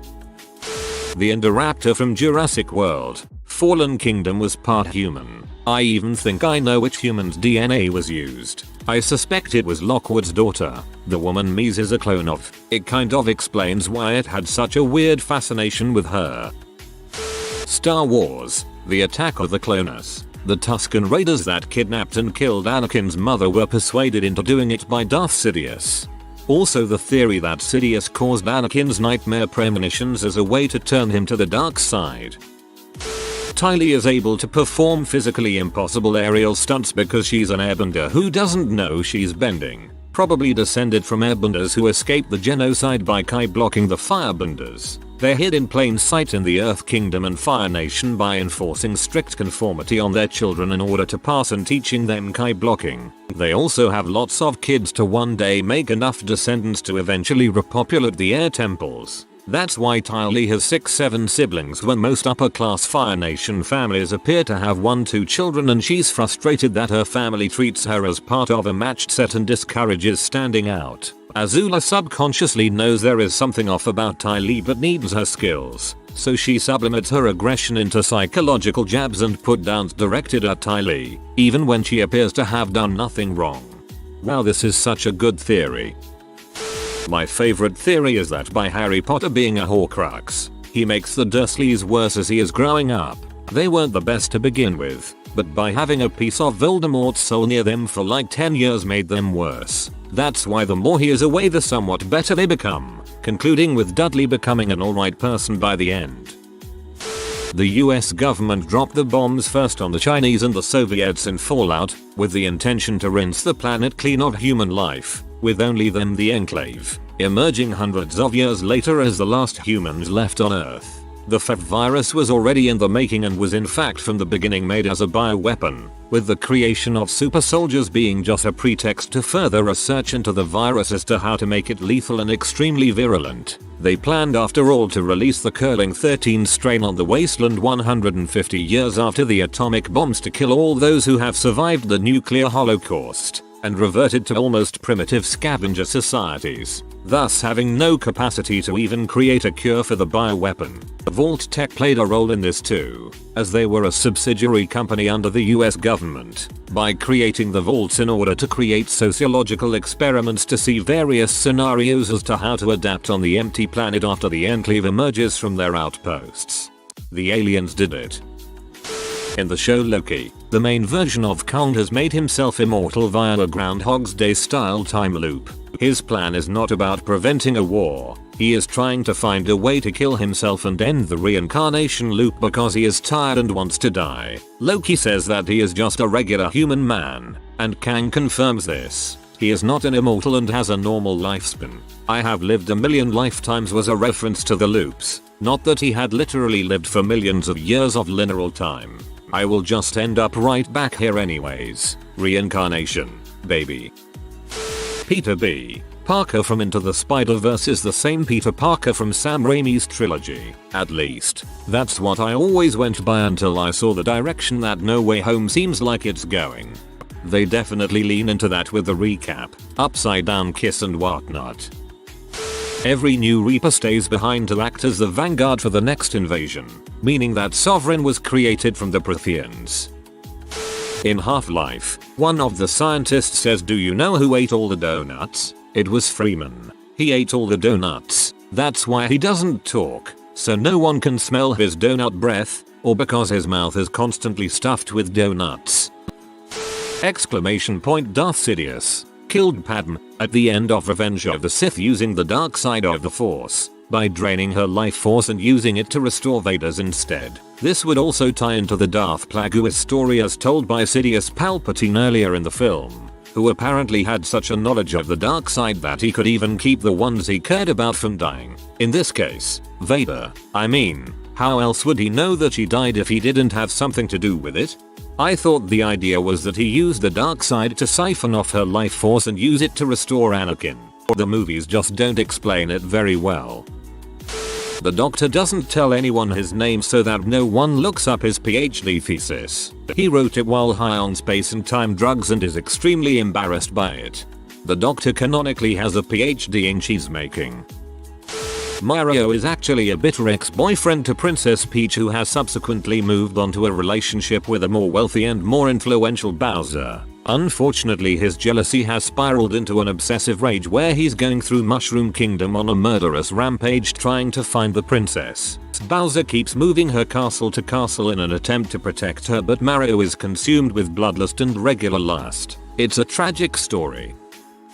Professor Xavier and Magneto don't actually have an ideological disagreement. They realize that having a good mutant versus bad mutant dichotomy would protect the average everydaysman allied mutant on the street, and having a group of extremists led by someone as powerful as Mags can be the stick to Prof's let's all coexist peacefully carrot. They're besties actually. But they're undercutting each other and only making things dangerous for mutants while weakening their ability to defend themselves. There was a gas leak at Dunder Mifflin. This fan theory was actually partly lifted from jokes in the 5th season of Community, season 4 often being called the gas leak year, but it would explain why the Scranton gang got progressively more unhinged. Stormtroopers were actually deliberately missing the heroes in Star Wars A New Hope to allow them to escape the Death Star and led the Empire to the secret rebel base. It's much better than Stormtroopers being just plain useless. That is not a theory, it is explicitly stated in the movie. In Hollow Knight, Quirrell never died. There's no confirmation for his death or survival, but I like this idea. Him leaving his nail at the Blow Lake symbolized the end of a journey and the start of another. I think we'll see him and Silksong with a new weapon.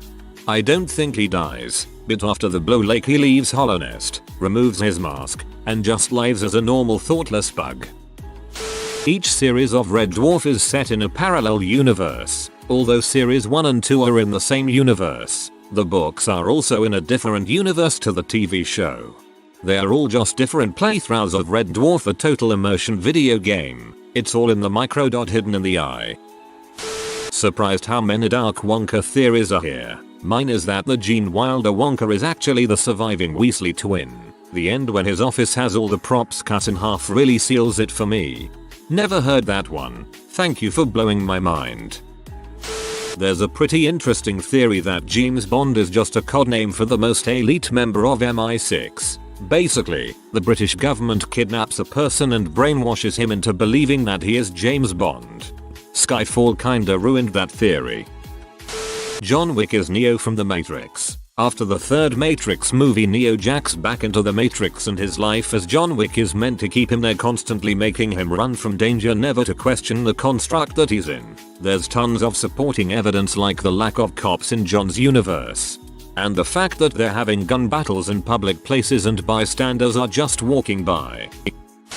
I just thought of one the other day. What if the Matrix is actually a program started by humans to safeguard the future of human culture? Like the planet is hit by a solar flare or something and humans create the Matrix and instruct the machines to safeguard them within the Matrix until the planet becomes habitable again. The machines attacking Zion are just fulfilling a directive to protect the Matrix from being destroyed and are killing the rebellion to ensure the survival of the rest of humanity. Perhaps humans first designed the Matrix as a paradise, but since people rejected the programming, the machines had to make alterations to make sure humanity was maintained. Even further, what if the real world is simply another level to the Matrix, so the humans are preoccupied during the time it takes for the planet to heal?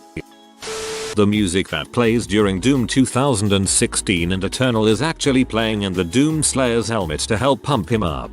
An AI controls the procedurally generated music to get more intense when more demons are around. This is my own theory I made up. BTW. Spread it as you please. I remember read this on a YouTube comment. Workers in a Squid Games are in fact relatives of dead players from previous games editions. That would explain why they have zero problem in killing people if necessary, and why they're treated as prison inmates. My GF told me the theory she saw was that the workers are the people that chose the other color at the first game as their color. In Signs they aren't aliens, but demons instead. That's why there isn't overpowering technology or any actual seen spaceships. They're tricksters preying on everyone's fears, and a great target to mess with is a priest in a crisis of fate. But unknown to them, the wife gets to give a warning from the other side before death, and the daughter is in fact an angel born to earth. Not just what you call a sweet baby when they are calm after they are born. There are a couple other pieces you can connect, but it's left pretty open to the viewer. The reason Peter Pan and the other kids never grow old is because they all died. Neverland is the afterworld, and Peter is the Grim Reaper who takes dying children on their last journey. I believe in the books the children do grow up. When they get too old, Peter casts them out, and many of them became crewmen for Captain Hook. That there are games like Squid Game happening in a ton of major countries around the world, and that the American version is the Hunger Games. What conspiracy theory did your parents have growing up that affected your life? My mom always made me cover my eyes during the "please silence your cell phone" part before a movie because she said it contained subliminal messaging that would make me spend more money, drink more soda, etc. Didn't affect my life much, except my friends thought I was weird when I would duck and cover in a panic before a movie started. My mom bought into the whole satanic messages hidden in rock songs stuff, and both my mom and dad were at some point convinced that magic cards, Magic, the Gathering, the trading card game, were used as a gateway to the dark arts. Back then, booster packs came with these little deck building guides. I had one for how to build the deck of Eternal Damnation, with gems like black magic destroys creatures outright, and red magic will inflict damage, and they forced me to get rid of my cards. Although I was sufficiently late to MTG that I didn't have any of the classic valuable famous cards like Black Lotus, the various Mox cards, or Birds of Paradise. Got you beat. My mom threw away Final Fantasy VII because the case had a picture of Sephiroth standing in fire. She literally said that only the devil can stand in flames and not be hurt, and threw the discs away in front of me. She didn't have anything against Big Pharma, but my mother wasn't as convinced that natural remedies work better than actual medicine. We saw doctors, but instead of filling prescriptions we would go to GNC to get ginkgo biloba and turmeric. My mom wouldn't let me read the Harry Potter books because the spells might be real magical words, and as a Christian, I wasn't allowed to let the devil in like that. That was the only reason I couldn't read them, and I read plenty of other fictional works. If I curse I'll have a black tongue, so I never did, until I saw people who cursed a lot and didn't have a black tongue. It's true, chow dogs curse like sailors. My parents were certain that the world was ending soon. The scenario would change based on whatever was hot at the time: comets, Y2K, riots, Antichrist, etc. I still have trouble making real plans, cause what's the point if I'm gonna be dead raptured running a post-apocalyptic gang? Your parents reminded me of a story that always makes me cringe. A girl broke up with her fiancé in 2011 because the world was ending in 2012 and she didn't want her children to be part of the end. God, I hope she wakes up everything with the knowledge that she is a dumbass. Mum thought Pokemon stood for Pocket Demon and wouldn't let me play it. It was until middle school, when I started doing the crap my parents wouldn't let me, that I realized that it was such a safe kiddie series. Sat them down and watched an episode of Pokemon and I got Pokemon Diamond for my birthday. I'm completely obsessed with the series now. I wish that I could have participated in the 90s Pokemon craze though. She wasn't too far off. Pokemon is a combination of pocket and monsters. I think my dad only believes in one conspiracy theory, and it only emerged after my sister and I were well past childhood. He thinks that Ramau brand suitcases are being targeted by rival luggage companies, who pay airport baggage handlers to damage the bags. That's why he spends money on more expensive alternative brands. I mean, sure, the quality is BIFL I suppose, but it's one of the dumbest freaking conspiracies I've ever heard of. This is now my favorite conspiracy theory. As a kid, I wasn't really a reader but had a good reading level that my mom tried everything to get me to read. One day she gives me the first Harry Potter book and I couldn't put it down. I became obsessed with it. This was around the time the first movie came out, so I got the trading cards, the games, and anything else related to the franchise. To when the fifth book comes out my mom buys it for me. I am in the midst of reading it, a repair guy comes over and informs my mom that he feels demons and a presence in the home. He asks my mom, is there anything Harry Potter related in the home? She says yes, and he advises her to get rid of it all so that he can bless the home. I stopped reading altogether and she was confused about it and tried to get me to read other books. It wasn't what I wanted and therefore I hated reading again. Also, as a result of this, I've only seen the first 3 Harry Potter movies and then the last 2. I have no recollection of what happens in the story, so I would like to see all of the movies in sequential order with no ads, so I'll pass on Freeform's Harry Potter marathons. I collected rocks when I was young. My mom threw away the pumice rocks I had from Hawaii when she felt an evil presence in my room. Hawaiian spirits were not to be messed with. Our pastor had to throw oil around our house before I could sleep in my room again. My dad was an anti-vaxxer before all this hype. This was in the 70s and 80s. Good thing my mom snuck us to the hospital and got us all our vaccines. That being said, my dad's stupidity and Illuminati conspiracy theories drove us insanely mad. He also would never allow us to go to crowded areas because that was usually where the bombs would explode according to him. This was way before 9/11 attacks and all the other ones that came after. You name a conspiracy, my dad lapped it up. Doomsday, Illuminati, sovereign citizen. The doomsday stuff fricked me up. Whenever anyone mentions a need to buy precious metals because the dollar is about to stop existing, I get an anxiety attack. My father believes that all endangered species are a myth, especially polar bears. He is convinced that news of endangered species is some sort of convoluted plot by the liberals to use guilt to steal his hard-earned money. He isn't sure exactly how the liberals intend to profit from these animals, but he knows that they've got a plan. Let the bears pay the bear tax. I pay the homer tax.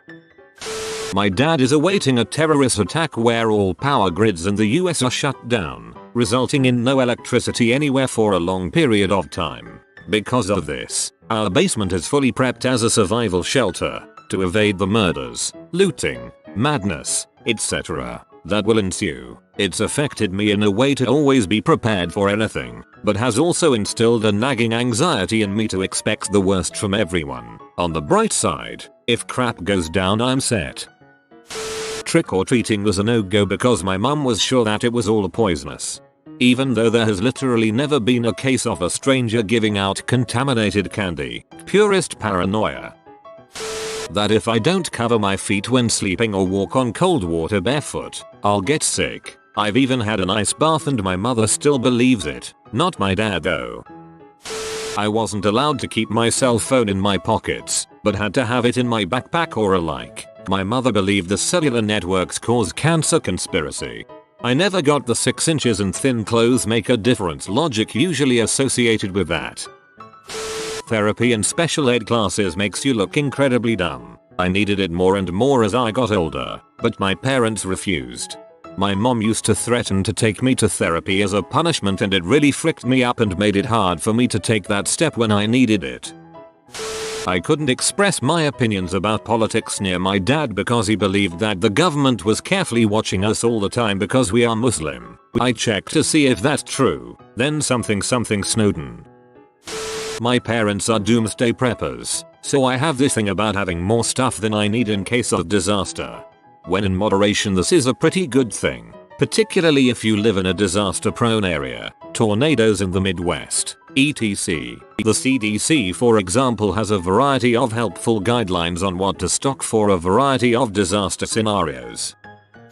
Believed that microwaves irradiated food and removed all the nutrients. I know this to be false but still don't own a microwave. This just jogged a memory I had completely forgotten. My dad was really strict about how near we stood to the microwave when it was on. He said he knew a chef that would lean on the kitchen microwave while it was working and it eventually cooked his arm from the inside out. Doctors and dentists don't know what they are talking about, only care about getting rich. Yeah, they all spend 8 years and 300k learning how to bulls people so they could get rich, right? Coincidentally, I just realized today that I never eat the very bottom of a banana. Growing up, I was always told not to eat it because that part held all of the toxins. Ask my friends about it. None of them ever heard such a ridiculous thing. Crap. Haha, I'm the same, but only 'cause the bottom is where the spider eggs are.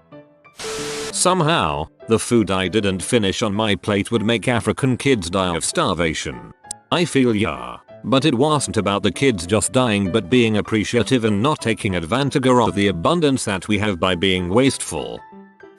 My mom still firmly believes in the homosexual agenda and sees LGBT rights progress over the past few decades as moral decay. She threw away all our Disney VHS tapes when I was 9 because apparently the Disney Corporation is a big homosexual agenda supporter. She replaced our favorite movies with stuff she bought from Focus on the Family and Mormon family-friendly films. A bit of a downgrade, but with bonus brainwashing. There are few people she loathes more than Bill and Hillary Clinton, and they were also a big part of her gay agenda rants. She believes that when Bill was the governor of Arkansas, he knowingly sold HIV plus blood drawn from Arkansas prisoners to the Canadians. Also, perhaps obviously, anything related to HIV is also part of the gay agenda. None of her daughters were girly girls, but she spent our childhood doing a lot of gender policing of one of my sisters, trying to force her into dresses, combing and styling her hair, etc. That sister has indeed been seduced by the gay agenda, in that she is a lesbian. I'm convinced that my mom knew all along that this sister was gay, and it makes all the hateful crap she has spewed over the years so much worse. I do still love my mother and I know she's not a 100% awful person in her mind. All the hate is driven by love. There's a twisted logic to it, but her obsessive homophobia had a big part in destroying our family. You can imagine that the current political climate has not helped. My mom bought into the whole anti-vax deal for a while. As a result, I guess I believed in that for a while as a kid, but I dismissed it by the time I was in high school, so it didn't really affect me at all. My mother wouldn't let her kids accept the free fluoride treatments which were given to rural school kids in the 1960s and 70s. She said our daily use of a fluoride toothpaste was enough and that too much fluoride was a chemical exposure that shouldn't be trusted. So we were the only kids who sat in class singled out. I actually think my mother's resistance, right or wrong, taught me to think for yourself. Don't just accept authority and don't be afraid to take a stand, even if you are the only person. I forgot to add that my mother thought the government had some nefarious reason for pushing fluoride and putting it in drinking water. My parents prepared for the Y2K thing. We stored up canned beans and had a manual pump for water as backup, and owned enough land to garden if need be. When I asked what the worry was, it was that computers weren't programmed to have calendars that went into the 2000s, and that there was a possibility that transportation infrastructure, dependent on computers, would crash on the turnover. It ended up seeming pretty pointless, until I heard that it actually happened. To the Microsoft Zune, some decade later or so, a whole bunch of them crashed out when they hit a certain date, and were apparently hard to reset. But having parents who were practical preppers, and not paranoid preppers, instilled into me a drive for practical preparedness today. Me and my wife always have at minimum a month's worth of food on hand, between canned goods, and dehydrated meals and nutrition bricks in bug-out bags in the truck. They've actually come in handy, and gives us confidence in rural New England where flooding or power outages can impact you greatly. So, mine was a case of Y2K prepping parents instilling a positive outlook on prepping. My grandparents installed a value for gardening when my grandfather all of a sudden lost his job and had a wife and 3 kids to feed. My fiance stockpiles batteries and flashlights and had been ever since Matthew. My mom always insisted that I always had to see the physical pill bottle before taking anything from anyone. She was 100% convinced everyone who handed me something that wasn't in the original bottle was poison and that I was going to die from it. People think it's weird when they just want something like some Tylenol and I hand them the bottle instead of 2 pills. I can kind of see a point here. They probably want to look at the dosage, or make sure you are taking the correct medicine, such as asing for Tylenol and somebody giving you aspirin instead and you are allergic to aspirin. That I could grow up and do whatever career I dreamed of and be successful. You have been visited by the hamster of joy. Comment I like chicken to live a happy and full of joy like the joy hamster life. Like and subscribe you magnificent person.